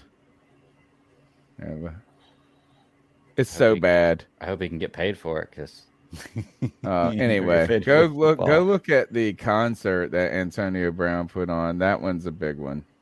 That one is wild. All right, that's the C3 Panthers podcast, brought to you by CarolinaCatChronicles.com, where every Tuesday night we chop up the latest Panthers news and opinions from the fan perspective. You can call into the show at 252-228-5098. We'll be here tomorrow night with a beat check. We're still nailing down the time, trying to nail down a guest, hopefully. It's tough to get the beat writers on the first day of camp. They're but guess who will be here anyway? We will, monitoring all the stories. So it'll be around 8 or 8:30 tomorrow night. We'll get something out to you guys and talk about the first day of camp. You can follow me on Twitter at @cat_chronicles. Don't forget to message me if you want in on that fantasy football league. Go to CarolinaCatChronicles.com. Check out the latest stories. And if you really just want to support it, just like go there. Don't even read the story. Just click an ad. And that'll give me 50 cents. So, hey, I mean, if you don't want to donate to the show, just click an ad. That would be cool. And that's about it. Check us out on TikTok. All the other things. Cody Lashney, how can they get after you? Yeah, find me at Cody Lack, CODYLAC. I'm still doing work at drafttech.com. You can check that out. And as always, every Friday at 7 p.m., that's your opportunity to be a part of the C3 Friday free-for-all. You can come and be on the show, join via StreamYard. It's a good time, man. I try and make sure everybody gets their opinions heard and voiced. It's a good time, man. I've got my own little cult following of followers that, are starting to believe some of the stuff that I'm putting down. So, yeah, man, join the Friday free-for-all every Friday at 7 p.m. And that's it, bros. CK?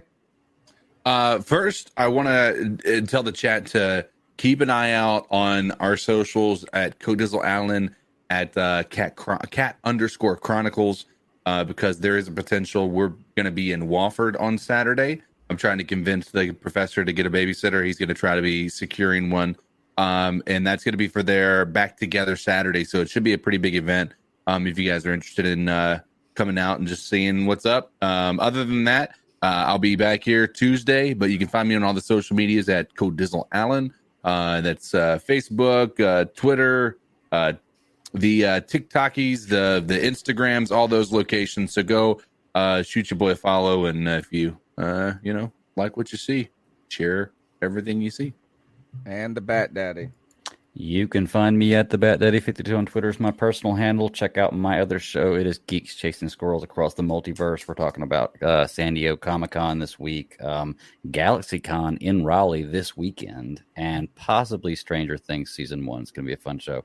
We go live Fridays at 9 p.m. Eastern Standard Time on YouTube. Audio drops Mondays or Tuesdays on any podcatcher of your choice. So, fantastic stuff. Cody, take us out of here. Until next time, C3 Panther Nation, keep pounding.